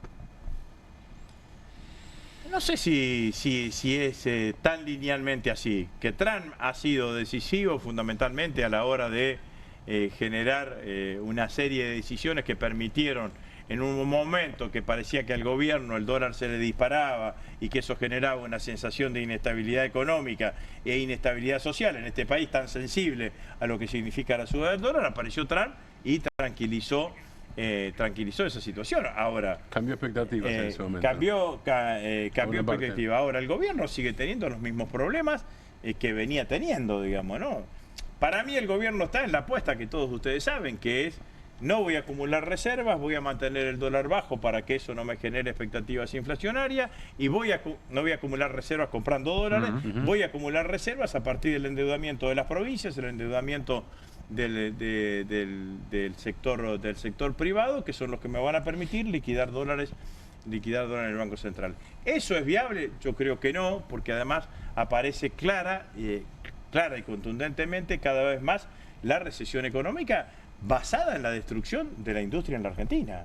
Digamos, ¿no? Esto es ¿Y eso es sostenible? Bueno, nunca ha sido sostenible en la Argentina, y yo creo que no es sostenible, digamos, no es sostenible en el marco de un modelo económico, no es para nada deseable. Para construir un país con igualdad social, te necesitas el desarrollo de una industria que te genere puestos de trabajo, que te vayan generando equidad, o te acerquen a situaciones de equidad social y de igualdad social, digamos, ¿no? Me parece que esto es así. No hay ninguna política que favorezca a la industria. Tenés bajo consumo, entonces tenés menos venta, fundamentalmente porque no está activo el mercado interno. Tenés un dólar que te complica para exportar. Tenés un dólar que te facilita las importaciones, que compiten con lo que vos producís. Tenés absolutamente bajas de aranceles, y no tenés política industrial ni política de comercio exterior. Digo, en Rosario hay sectores de la línea blanca importantes, digamos, ¿no? Y hay empresas. Hay una Electrolux que suspendió a 400 trabajadores, digamos, ¿no? Pero, por ejemplo, cuando nosotros estábamos en el gobierno, sabíamos que, porque lo teníamos estudiado, que donde mayor competitividad tenían nuestras empresas eran en las heladeras comunes, las que tenemos en tu casa.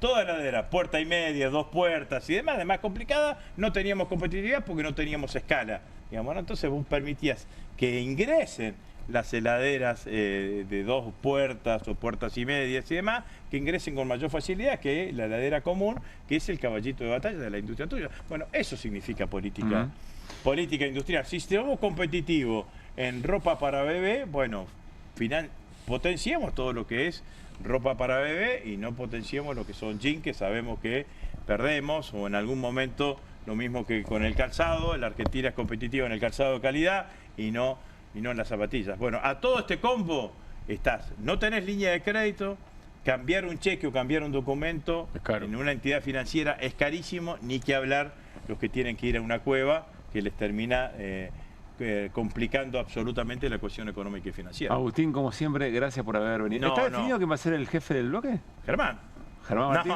No sé. Yo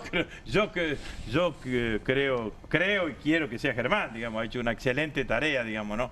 Pero no nos hemos reunido en el nuevo bloque, así que será para adelante. Agustín, gracias por haber venido. No, muchas gracias a usted. Bueno, habló Agustín Rossi, recién estaba hablando sobre el endeudamiento. Quiero decirles que en un rato se sienta aquí en la mesa de QR Lucy Caballero, socióloga, porque hay una preocupación ya empieza a ser una preocupación, por supuesto, primero social, por la situación de las familias endeudadas, pero también empieza a ser una preocupación del propio sistema, porque niveles de morosidad, es decir, de gente que no puede hacer frente a sus créditos, empieza a ser muy importante, y hoy alguien me decía, va creciendo a un nivel de un punto por mes. Pero Lucy Caballero nos va a venir a contar especialmente el caso de las mujeres endeudadas, y es una suerte de grito federal el que se está generando respecto a esta situación.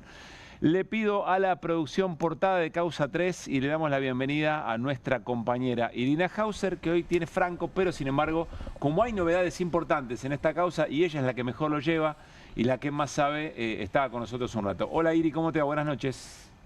¿Qué tal? ¿Cómo están? Buenas noches. Bueno, ¿qué novedades? ¿Empezaron a ver algunas declaraciones o no tanto? Y mañana hay una muy especial. El que tuvo que pasar hoy por tribunales es Miguel Ángel Calvete. Nosotros ayer hablamos de él, contamos que Calvete tiene o tenía en esta organización que describe el fiscal Franco Picardi una suerte de papel de intermediario, él como lobista de las empresas farmacéuticas, Sí. las que vendían medicamentos a la Agencia Nacional de Discapacidad y por las que la agencia, desde la Agencia de Discapacidad y desde afuera también, como contábamos, se armaban compulsas especiales de precios entre grupos muy reducidos de farmacéuticas, se pagaban sobreprecios, había pagos indebidos, sobornos y hasta maniobras de lavado de dinero. Lo que no contamos ayer de Calvete, que yo no lo tenía confirmado, es que Calvete, a quien hemos escuchado en otras oportunidades hablando en nombre de los supermercadistas Claro. chinos, de los supermercados chinos, y que también fue concejal de La Matanza por Cambiemos, está preso. No está preso por esta causa, está preso por, en realidad como proxeneta, Bueno. en una causa por explotación de la prostitución ajena. Ni más ni menos. Bueno. O sea, lo llevaron de las pestañas, la policía lo llevó de las pestañas a declarar ante el fiscal y el juez y después se lo volvieron a llevar a la celda. Exactamente, sí, me pasó que me dijeron, bueno, cuando pregunté a qué hora declara, bueno, el traslado está pedido para tal hora, está detenido, entonces sí, estaba detenido, pero por otra causa donde fue condenado a 4 años de prisión. Calvete se negó a declarar. La verdad es que en la arquitectura de toda esta organización se le atribuye un papel muy determinante. A Españolo también se le atribuye un vínculo bastante fluido con él. Ayer vimos una foto del ex titular de la Agencia de Discapacidad entrando y saliendo de la vivienda de Calvete, pero también sabemos que Calvete lo visitaba, y unos chats donde además le pedía Calvete 5 millones de pesos para darle a Españolo, que se tenía que ir de viaje a Israel, y que todo haría suponer que se los dio. Ahora, hay un personaje más que tenemos que agregar en esta trama, que es la hija de Calvete. Ah. Sí. ¿En qué rol? Ornella Calvete, ¿en qué rol?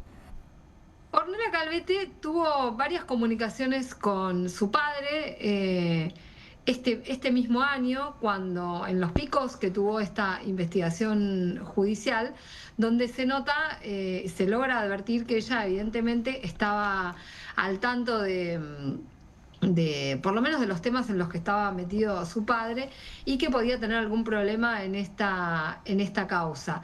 Con el detalle de que ella hasta hace poco era funcionaria pública con el cargo de Directora Nacional de Desarrollo Regional y Sectorial de la Secretaría de Industria en el Ministerio de Economía. Funcionaria del Ministerio de Economía, la hija de Calvete. Funcionaria del Ministerio de Economía, la hija de Calvete. Ahí está, ahí la tenemos en pantalla. Ahí está, es ella, exactamente. Que no pudo sostener ese cargo eventualmente, ¿no? Renunció, pero en realidad la hicieron renunciar, es insostenible la situación. Pero imagínense si en toda esta estructura, imagínense que gobierna otro, que es otro espacio político, no es la derecha, no son los libertarios los que gobiernan, y resulta que hay toda una estructura de estas características que tiene una funcionaria del Ministerio de Economía que está vinculada a esta estructura. ¿Usted se imagina el escándalo que esto sería? No se sostiene un gobierno de otro signo así. No, claro. Sí, Hernán. Irina, te puedo preguntar sobre Ornella Calvete. Leí hace un ratito en las redes que aparentemente allanaron, corregime vos, pero allanaron la casa, encontraron $700.000. Sí, y exactamente. Un segundo dato, su pareja es subsecretario en el Ministerio de Producción y Economía. Javier Cardini, alguien además cercano a Santiago Caputo. Sí. Con esto completamos el cuadro. Si fuera otra escena, alguien diría, ese señor no podía no saber tampoco, ¿no? Claro. Claro, bueno, también. Lo que contás de los $700.000 es impactante, porque ¿quién no tiene $700.000 en su casa, no? Pero además, Además, antes de esto, había habido, no sé si tenemos los chats para verlos, pero ella lo llama sí, muy bien. a su padre Ay, yo los veo muy difícil. chiquititos, Bueno. si querés podés leerlos. Sí. Pero pongo en contexto, ella lo llama a su padre para avisarle que están por allanar. Sí, dice. En una ocasión. Buenas, le dice. Hay 15 policías en planta baja. Le contesta. Y abajo dice, no sé si es por el cabeza de rodilla o qué. El cabeza de rodilla suponemos que es españolo, sí. Españolo, quien tiene que caer más. Y sigue. Hola, le responde Calvete. Ella le dice, ya se fueron. Falsa alarma. ¿Qué más? A ver. Hacete la gila, le dice Calvete. Obvio, si eso soy, dice ella. ¿Indecom tiene cash blanco? ¿Qué es Indecom, Miri? Es una de las empresas que justamente están mencionadas como, bueno, en toda esta trama. ¿Es su consultora? ¿La consultora de Calvete? Claro. Cash Claro. blanco, le dicen. Me parece un montón. Es un montón, ¿no? Pero además está mencionada en la Yo nunca causa lo escuché también. así, ¿no? Nunca lo escuché así. Algo legal le está preguntando. Claro, A ver, exactamente. sigue. Todo en blanco, dice Calvete. O digo que me lo prestó alguien, olvídate, le dice Ornella. Por si entran acá y me ven con mosca. Mamadera, ¿no?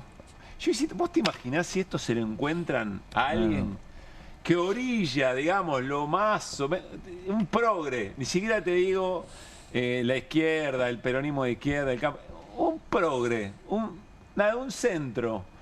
Y alguien hablando de esta manera, no, olvídate. Es muy fuerte. Sí. Me encantó bueno, lo de cash esto blanco, fue- Irina.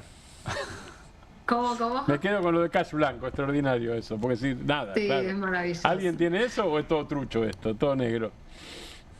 Pará, y la Bueno. mosca se la encontraron, $700.000. Bueno, en otro allanamiento le encuentran los $700.000. Imagínate todo lo otro que podría llegar a tener, ¿no? Claro. Porque si tenía $700.000 como si tal cosa,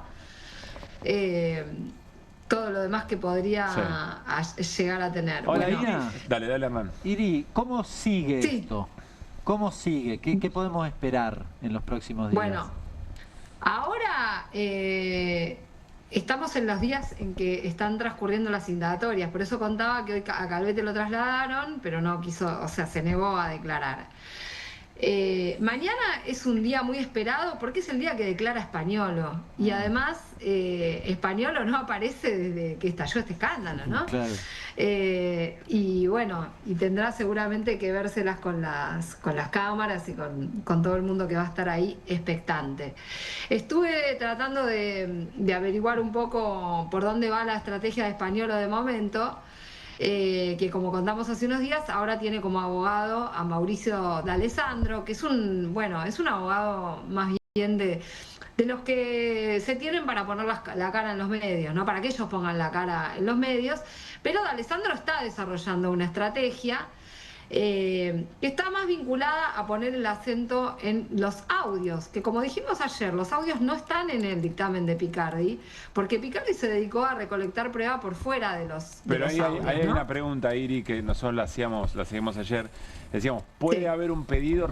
Es cierto que toda esta prueba se generó en función del trabajo de Picardi, pero alguien podrá decir, bueno, pero todo eso se inició a partir de unos audios que no pueden ser considerados como un elemento válido dentro de la causa.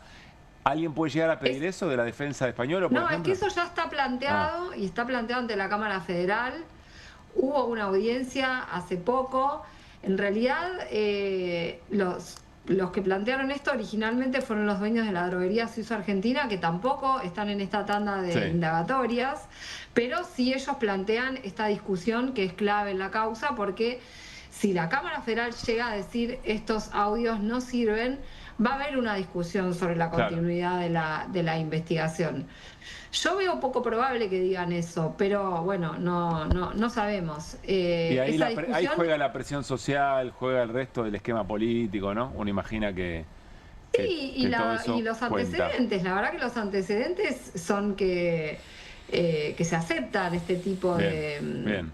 de evidencias como disparadores de una causa. Bien. Lo que sucede es que D'Alessandro está planteando otra cosa, ¿no? La discusión en la Cámara es sobre si se violó la intimidad o no y si los audios son legítimos desde ese punto de vista. D'Alessandro mandó a hacer un peritaje privado sobre los audios para ver si si tienen alguna parte hecha con inteligencia artificial, si están editados en algo más que haberle sacado la voz al interlocutor, si la voz de Spagnolo es todo el tiempo la voz de Spagnolo. Entonces, la estrategia de él está enfocada en decir otra cosa sobre los audios, no sobre el derecho a la intimidad. Bien. En ponerlos en duda sobre su autenticidad y sobre... bueno, en realidad el mensaje es un poco el que utilizó el gobierno, ¿no? Tratar de abonar la estrategia, además de cierta maniobra de espionaje, que es algo que tramita en otra causa separada. Bien. Yo creo que ellos se van a enfocar en eso. Sí va a presentar un descargo Spagnolo por escrito, y lo más probable, por lo que pude saber hasta ahora, es que no responda a preguntas, cosa que tiene bastante lógica, porque además la causa está en pleno trámite. Bien. Y siguiendo con lo que me preguntaba Hernán, restan otras tantas indagatorias. La de Pablo Achabajian es otro, que era un exfuncionario de Andis que controlaba en este caso todo el funcionamiento desde afuera. La de Diego Garbellini, que sí era funcionario ahora. Bueno, entre otros, gente que estaba fuera de Andis y gente que estaba adentro. Ornella no está citada de momento a indagatoria, me estaba fijando en la lista, ella por ahora no forma parte de ese listado. Por ahí será interesante como testigo, no sabemos.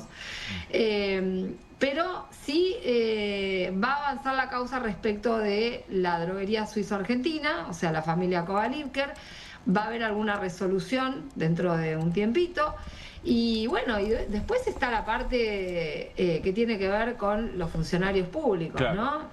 Los sobornos. Que sí se mencionaban en los audios, pero acá interesa también ver si se accede a alguna otra clase de prueba a través de los teléfonos o de las computadoras o de alguna clase de documentación que pueda desembocar, ya sea en Karina Milei, en Lule Menem o en algún otro funcionario. Bien.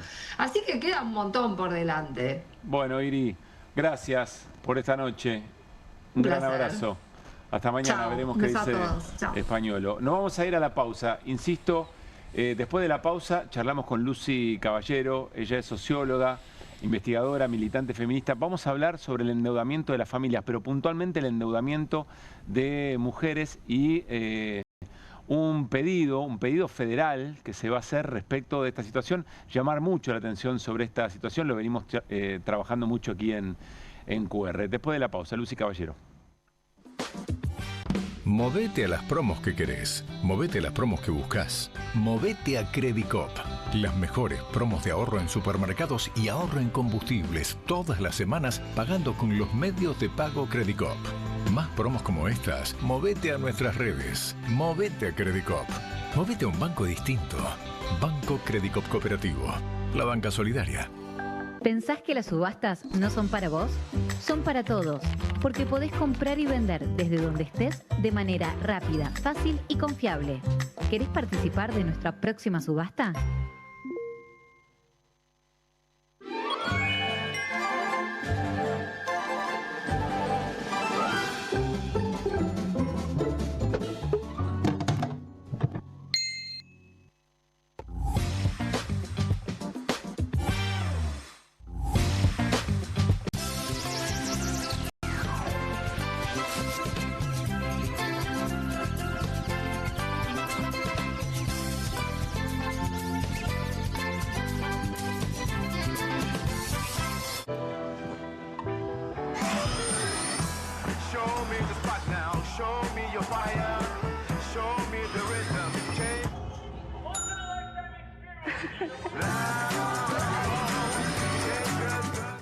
Hay casa, hay freezer, hay helado, hay chocolinas, hay dulce de leche, hay helado chocotorta. Hay casa, hay freezer y tus chocolates y golosinas favoritas hechas helado. Tommy, ¿vos ibas a traer los nuevos Mulmasti palotes?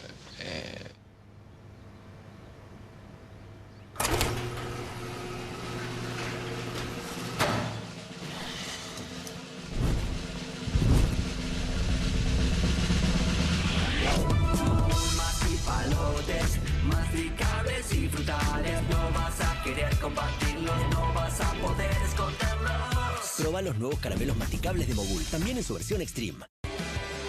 Cueste lo que cueste. El primer streaming de Perfil.com, conducido por Román Yuch junto al Doc Juan Herbela, los periodistas Marcelo Mármol Moura y Lucas Buceta. Información deportiva, opinión y análisis. Cueste lo que cueste. De lunes a viernes, a las 10 horas, por Bravo TV. Emprendidos, con la conducción de Ornella Flench. Historias de emprendedores en primera persona. Consejos prácticos para alcanzar sus metas. Emprendidos, de lunes a viernes a las 12 horas por Bravo TV. Bienvenido a todo Latinoamérica. Caras TV llegó a DirecTV, el canal de las celebridades. Entretenimiento exclusivo las 24 horas del día. Más Caras, con la conducción de Héctor Maugeri. Red Carpet, Caras News, Caras Realeza, Caras Fashion, Caras TV. Llegó a DirecTV. Contenidos exclusivos para toda Latinoamérica. Hay una casta superior que es los periodistas que si mienten, calumnian, injurian y dicen cualquier cosa. ¿Tenés ahí los nombres de los periodistas que tengo que meter en cana? No nos tomamos esto a la joda, como esos periodistas mentirosos. Y dentro de la cancha vale todo, que la vayan a buscar, la tienen adentro. Soy un abanderado de la batalla cultural, pero los imbéciles con déficit de IQ doméstico, ¡ay, no, miedo! Mientras que los imbéciles de los periodistas... ¿Sabes la cantidad de periodistas que tengo para mandar a la hoguera? Las mentiras de los medios. Y periodistas ensobrados, operadores, basuras. No me vengas con que son inocentes. No digo que sean tan malos como los periodistas. Digamos, raya el mal gusto propio de cerdos. Creo que es una ofensa decirle periodistas. Sí. Milei odia al periodismo. Nosotros amamos al periodismo. Suscríbete a Perfil.com.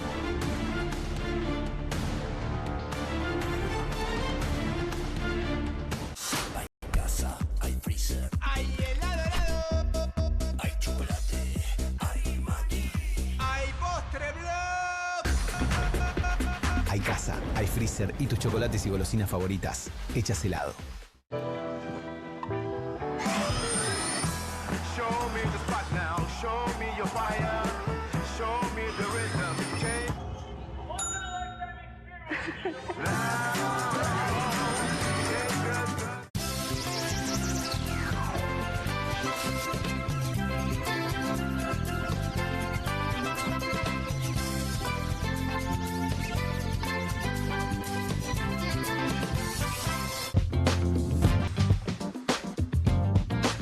Muy bien, seguimos en QR aquí por Bravo TV y le damos la bienvenida a la socióloga, investigadora, militante feminista Lucy Caballero. Hola Lucy, ¿cómo estás? Hola, ¿qué tal? Gracias. Gracias por estar acá. No, gracias a ustedes. Bueno, venimos hablando bastante sobre la situación de las familias endeudadas, pero ahora se va a hacer un encuentro federal con la intención de visibilizar y encontrar, me imagino, algún tipo de soluciones que no vengan del gobierno, pero específicamente sobre qué colectivos o personas.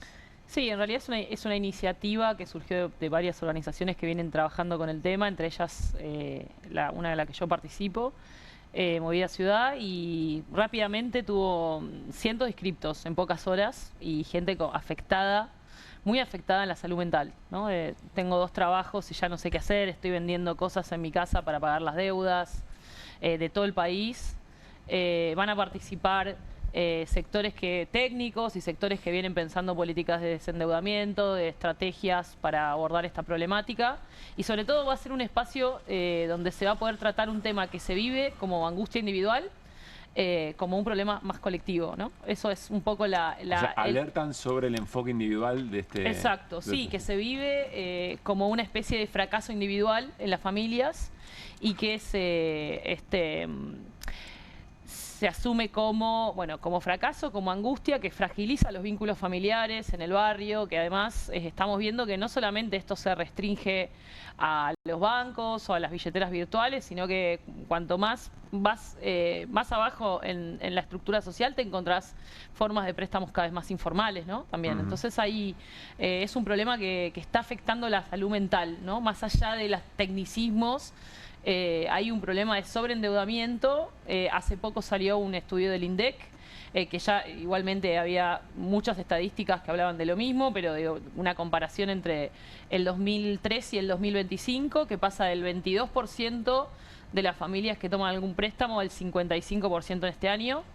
Y lo que está marcando claramente es que, digo, vamos, obviamente que es un problema de insustentabilidad económica, pero también es un problema de salud mental, y es un problema que está organizando de alguna manera lo social, ¿no? Hoy todos y todas de alguna manera están endeudados, con familiares, con bancos, con billeteras ¿Qué quiere virtuales. decir que está organizando lo social? Bueno, que está, primero que tiene un impacto en los vínculos, en lo comunitario, en lo familiar, que también está relacionado con economías de la violencia, ¿no? Lo estamos viendo, lo vimos en los casos en los últimos casos de los femicidios, por ejemplo, aparecía muy fuerte el endeudamiento como un punto que organizaba que las chicas se metan en economías que las exponía a mayores niveles de violencia, que incluso los que estaban en economías ilegales habían entrado porque estaban endeudados. Está organizando lo social, ¿no? También está relacionado con la precarización laboral, por supuesto, porque lo que estamos viendo, nosotros hicimos un estudio hace un tiempo que marcaba que, por ejemplo, los jóvenes tenían antes que el primer trabajo deudas, ¿no? Y esos jóvenes buscan trabajo. Antes de cualquier ingreso. Antes de tener un trabajo tenían deudas, ¿no? Y cada vez esa frontera se está corriendo más en la edad, ¿no? Estamos, además, frente a un gobierno que tiene como proyecto histórico introducir dispositivos financieros a edades tempranas, ¿no? Se bajó la edad para invertir en la bolsa a los 13 años. Digo, no estoy diciendo que todo ese mundo necesariamente es malo. Lo que sí hay es un problema que no está siendo abordado, claro, mucho menos del gobierno nacional, pero que sí hay algunas herramientas que se pueden explorar a nivel provincial, a nivel municipal. Bueno, hace poco estuve reunida con un sindicato de docentes de Tierra del Fuego que está pidiendo que se aborde el endeudamiento como parte de la discusión paritaria de los trabajadores, dice, ¿no? Empezó con el gobierno de Milei, pero ahora se está incrementando, y además porque están apareciendo otros oferentes de crédito que se están volviendo más populares, por ejemplo las billeteras virtuales, que en el momento, por ejemplo, en el gobierno de Mauricio Macri todavía no tenían un uso tan popular, que sí sucedió Claro. en la pandemia. En la pandemia, primero, las billeteras virtuales entran como medios de pago y rápidamente empiezan a subir escalones en devenir fuentes de endeudamiento a un solo clic, ¿no? Claro, sí, creo que en 10 minutos Exacto. te Entonces apretan guita. te encontrás con una casa donde tenés quizás una deuda formal con un banco, una tarjeta de crédito, pero también tenés la billetera virtual, pero también le debes un familiar, Claro. y vas haciendo malabares, e incluso cuando insisto, ¿no? Porque también hay que pensar la realidad de los sectores populares, ¿no? Es que a veces la elección de qué deuda pagar tiene que ver con cuál es el menor riesgo a la violencia, ¿no? Claro. Vos estás endeudado quizás con la billetera virtual, pero también con un prestamista que está inmerso en algún tipo de economía ilegal, Ujú. y no pagar esa deuda te expone a otros niveles de violencia. Martín. Hay una cosa que mencionó Cristina Fernández de Kirchner hace un par de meses en un pequeño documento que existe en España, y según vi, lo propone también la senadora Warren, esta que Scott Bessent tilda de la senadora peronista Sí. demócrata norteamericana, Elizabeth Warren. Elizabeth Warren. Ley de segunda oportunidad, que es un régimen especial que se aplicó en España y funcionó, eso me fijé, que permite a la gente que vaya a mediación primero y después o cancele alguna forma de cancelar deuda o reestructurar la deuda. ¿Están laburando en algún tipo de salida de ese tipo? Hay varias medidas. Mm. Obviamente lo ideal sería tener un Estado nacional que esté menos preocupado en endeudar al país y a las familias. Pero bueno, encontrás, hay de todo tipo, desde deudas, desde condonación generalizada de deudas, por ejemplo en situación de pandemia hubo en algunos países de estados que dijeron esas deudas tomadas en una situación de emergencia sanitaria son ilegítimas. Esa deuda se condona, la asume el Estado. Obviamente después tenés programas de política pública, por ejemplo, que se aplicaron en Brasil, en el gobierno de Lula, el programa Desenrola, que fue un programa que, bueno, Lula se encontró con el mismo problema, ¿no? Todos los sectores populares, sobre todo las mujeres, endeudadísimas, para cuidar, para comprar alimentos y qué sé yo, hizo un programa de reestructuración de deudas que fue a negociar con las propias empresas, ¿no? Les daba beneficios a las empresas comprando carteras de endeudados, ¿no? Después tenés hasta la propuesta, por ejemplo, del sindicato de docentes de Neuquén, que es que el Estado compre esas deudas y dé periodos de gracia. Hay una... Por además, se supone que eso sería reactivador, por otra parte, porque si no hay gente, más allá de lo que vos decías, sin minimizarlo, digo, sí, del tema de salud mental y el endeudamiento, hay gente que no puede avanzar nunca más. No. Digo, quedó frenada para siempre, sino que va para atrás, digo. No, Esa es la otra claro, cosa, va para ¿cierto? atrás. Va para atrás, claro. Exactamente, sí, no, hay una batería de acciones y de política pública que se estuvieron implementando en distintos lugares. Bueno, no sé, ni que hablar que el candidato que tanto se festejaba que ganó en Nueva York, bueno, una de las... de los sectores que más lo apoyan son los sectores que luchan contra las deudas, claro, ¿no? Por ejemplo, él hizo pedía la condonación de deudas de los taxistas de Nueva York y fue uno de los sectores que, digo, es un problema que es generalizado, ¿no? Pensemos en el estallido de Chile en el 2019, muchas de las personas que salían a la calle decían, salimos porque no podemos más de pagar deudas. Digo, es un problema que está sucediendo en todo el mundo y que acá tiene características particulares, que claramente tiene que ver con la caída de los ingresos, pero con este gobierno le agregamos la desregulación. Los bienes y servicios, los precios que se desregulan terminan generando nuevas fuentes de endeudamiento, ¿no? Claro. Entonces, ahí tenemos un problema nuevo. Bueno, ahora en la licitación que va a hacer, en realidad en los pliegos de condiciones respecto a la privatización de AISA, aparece la posibilidad concreta de cortar el servicio, claro, algo que no estaba habilitado. Lucy, ¿vos sabés que hay algo que a mí me... tranquila que no sé, esa silla no se baja. Hay algo que a mí me rompe la cabeza, que tiene que ver con cómo le destroza la cabeza a una persona que siente que su problema económico y sobre todo su endeudamiento y ese padecer tan terrible es su propia responsabilidad. Recién lo estábamos hablando, no sé Hernán si es muy tirado de los pelos, pero recién estábamos viendo al titular de la Bolsa de Comercio de la provincia de Córdoba que decía, no, industria que se funde es culpa de la industria que no supo reacomodarse, reinventarse, y Hernán detallaba todas las medidas que este gobierno generó y son antiindustria, digamos, ¿no? Esa situación, no sé cómo se resuelve, no sé cómo están pensando abordarla para reconectar, no sé, hasta con una concepción más colectiva de lo que está pasando y no con la culpa de mirarse al espejo y que te rompas entero o entera pensando que no fuiste capaz. Bueno, yo creo que ahí tenés una gran pregunta política, porque esto, insisto, ¿no? Lo podemos llevar a un problema de sustentabilidad o insustentabilidad económica, recién lo estábamos charlando, las tasas de interés bajaron, pero digo, si lo pensamos más en una clave de qué significa una población, primero una sociedad ajustada desde por lo menos el 2018, con distintos momentos, pero que claramente estamos viviendo un ajuste desde que está el Fondo Monetario acá. Sí, con el gobierno anterior tenía salero en blanco y era pobre, digamos. Bueno, y que está de alguna manera normalizando un estado de precariedad que ahora se le suma pluriendeudamiento y pluriempleo. Entonces la pregunta también es, recién se discutían con el diputado Rossi, ¿no? Digo, estas 12 millones de personas que no fueron a votar. Yo creo que ahí tenemos...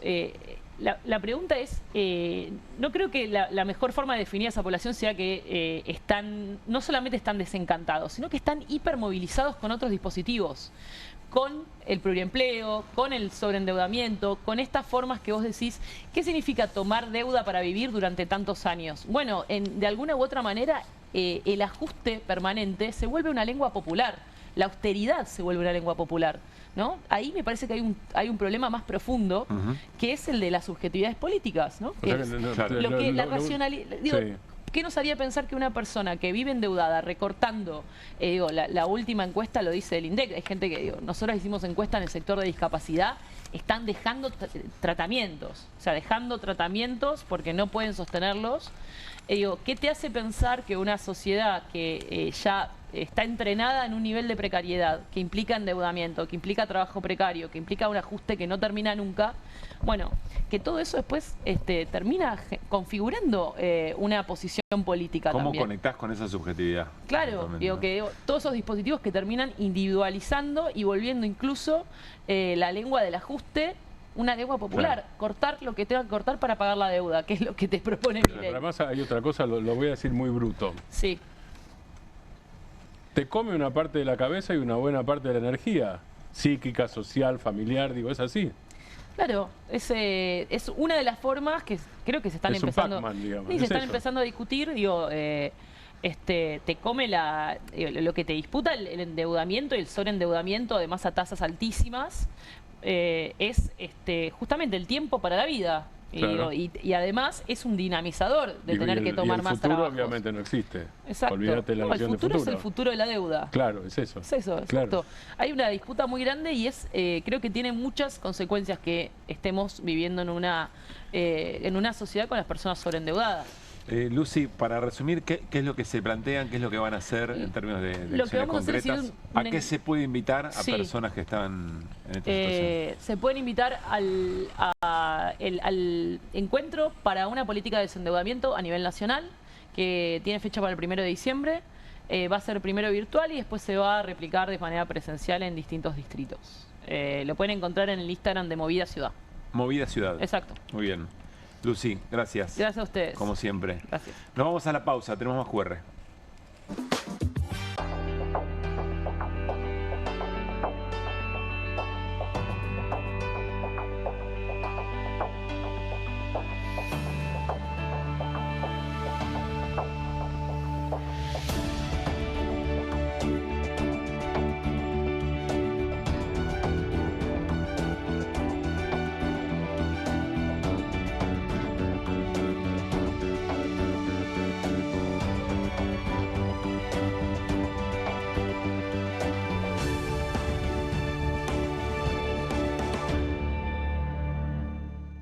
En Pilar contamos con Mimuni, nuestra herramienta digital de atención ciudadana para solicitar turnos, realizar trámites y gestionar reclamos de manera ágil y cercana. Descárgate la app o chatea con nosotros por WhatsApp a través de 11 52 38 68 64. Las 24 horas del día. También podés acercarte a cualquiera de nuestros puntos Muni de lunes a viernes de 8 a 18 horas y los sábados de 9 a 15 horas. En Pilar seguimos acercando el Estado a todos y todas las pilarenses. Pilar presente con futuro.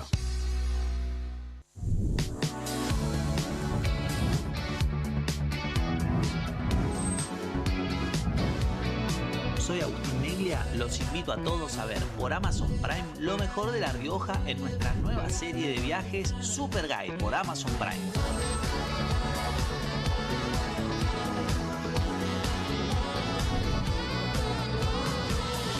Una excursión increíble en La Rioja, ojalá que puedan venir algún día porque es una experiencia inigualable.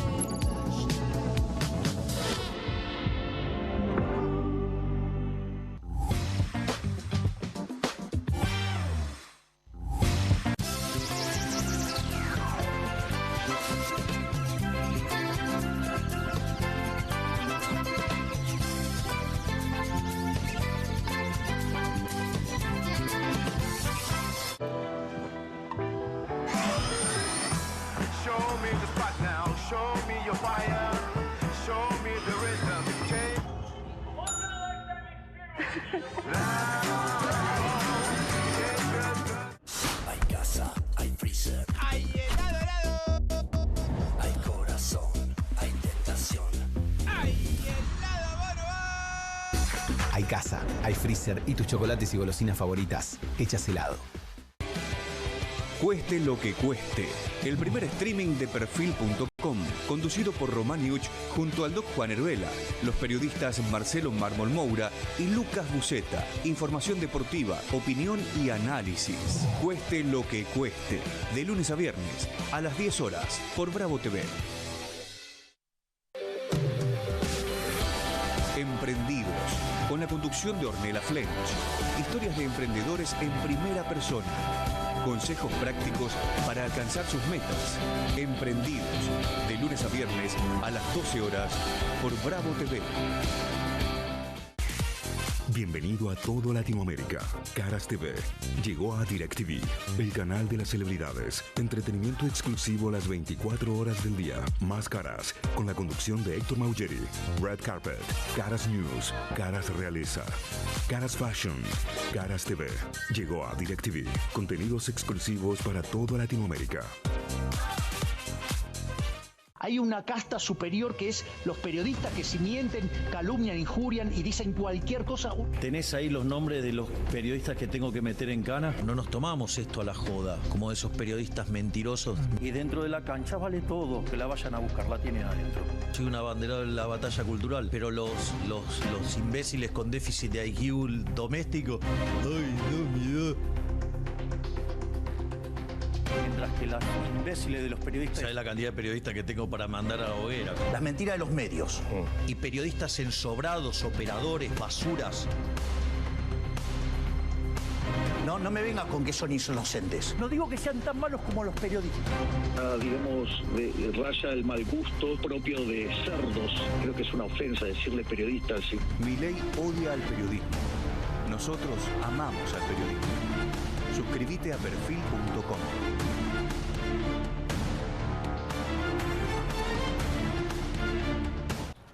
Feli, ¿vos ibas a traer los nuevos Mulmastic confitados? No, ni idea.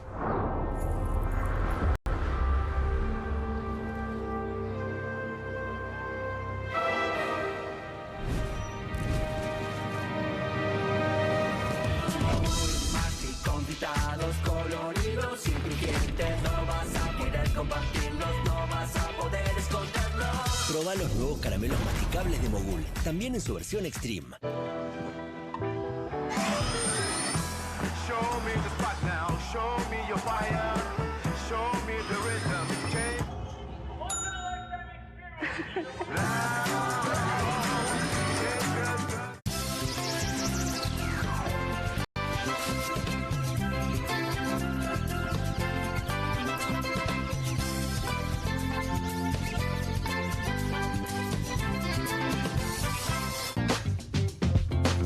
Dejar que Martín, no quiero que Martín deje de contarnos qué es lo que está pasando en la legislatura de la provincia de Buenos Aires, tema presupuesto y endeudamiento.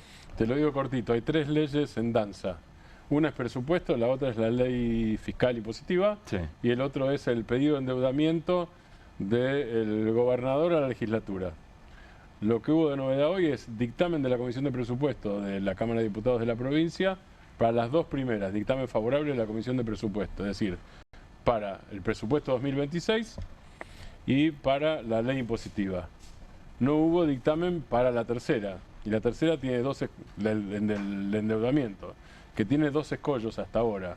Un escollo es la legislatura, por lo menos hasta el momento no hay dictamen y no hay acuerdo político, y el segundo escollo tiene que ver con lo que hablábamos antes de lo que están hablando los gobernadores con Diego Santilli, con el ministro del Interior, donde en las reuniones el toma y daca es: no te doy una obra pública, te doy un aval para que te endeudes. En el caso de la provincia de Buenos Aires, la provincia de Buenos Aires quiere endeudarse, como lo vienen haciendo otras provincias, que es parte del mejoramiento del tipo de deuda heredado de María Eugenia Vidal. Lo viene haciendo. Para eso tiene que seguir pagando. Si no tiene deuda de endeudamiento, no puede seguir haciendo. No puede rolear, digamos. Y el problema es que eso precisa 2/3. Presupuesto y ley impositiva, mayoría simple. Endeudamiento es 2/3, con lo cual políticamente es mucho más complejo en la primera instancia. Y después quedaría la segunda, que es: che, Milei o che, Santilli, ¿me das el aval o no me das el aval? Corresponde. Pero bueno, es parte del aprete general que se suma al recorte de fondos a la provincia. Nos vamos a despedir scrolleando, como siempre, y vamos a volver a Marilú, una joyita de la jornada de hoy. Dale, repitámoslo y lo charlamos acá con Martín y Hernán. Ahora invitás a alguien que va directamente a ir en contra de la ley de vacunación. ¿Vos estás en contra de la ley de vacunación? Como congresista te pregunto. ¿Vos vas a promover...? Obligatoria y compulsiva, sí. Estoy en contra. Obligatoria y compulsiva, sí. Porque vos tenemos que tener, y eso va en contra también de la misma ley, de leyes que hablan de nuestra libertad. O sea, yo tengo que ser libre de hacer lo que sienta que tenga que hacer. No me pueden ir a buscar con la policía para que me vacune, ¿me entendés? Lo que pasa, diputada, lo que pasa es que genera todos los derechos. El mundo llegó un momento que enfrentó grandes calamidades y enfermedades y encontró en la vacunación la manera de generar una inmunidad de rebaño que terminó con enfermedades. ¿En eso estamos de acuerdo? No. ¿no? No es tan así, hay que informarse más. Nosotros tenemos ciclos, el ser humano tiene ciclos y nosotros vamos evolucionando porque nosotros somos, a ver, no soy antivacuna, en su momento me he puesto las vacunas de la polio, sarampión, la triple, todo, está bueno.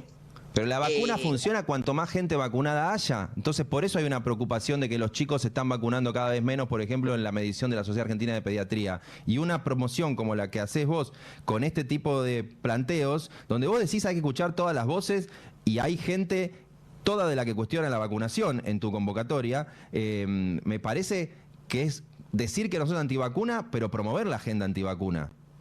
No. Promover la libertad, promover el conocimiento. Nosotros todos vamos como rebaño con un montón de cosas. Entonces, empezar a cuestionarnos como seres humanos, a ver qué pasa. A ver, nosotros vamos generando anticuerpos con una buena alimentación. Y esto es lo que termina con el colega Jairo Estraquia preguntándole, porque ella tiene ganado, si lo vacuna contra la aftosa. Dice, no, está erradicada, no hay aftosa en la Argentina. Claro, ¿por qué? Por la vacuna, dice Marilú Ortiz, que es diputada, diputada del PRO de la provincia del Chaco. O sea, vacas sí, personas no. Algo por el estilo. Ahora, usa rebaño, aparte de todo, que es un término muy pecuario, por otra parte. La inmunidad de rebaño. La inmunidad de rebaño, pero ella usa pero ella lo usa despreciativamente la palabra rebaño, ¿no? Sí. No la relaciona con la inmunidad, sino como vamos como un rebaño, es rebaño versus libertad. Exacto. O sea, no hay nada comunitario acá. Si nosotros tres estamos de acuerdo en algo, somos un rebaño despreciable. Es así. Es llamativo, digamos, porque termina reconociendo que la vacuna resuelve la cuestión de las tosas, ¿no? Sí. Sí, ¿cómo hace para convivir en las dos? A mí me gusta mucho miradas. Cuando ella, casi en su contradicción, se mata de risa y Jairo entiende lo que está pasando y se queda muy serio. En esa carcajada de una y la seriedad del otro, me parece que también se dice mucho desde lo gestual. Abrazo, Martín, pasala bien, buenas noches. Que descanse, Hernán, querido. Para ustedes también, nos reencontramos mañana para hacer QR en Bravo TV a las 10 de la noche. Descansen, chau.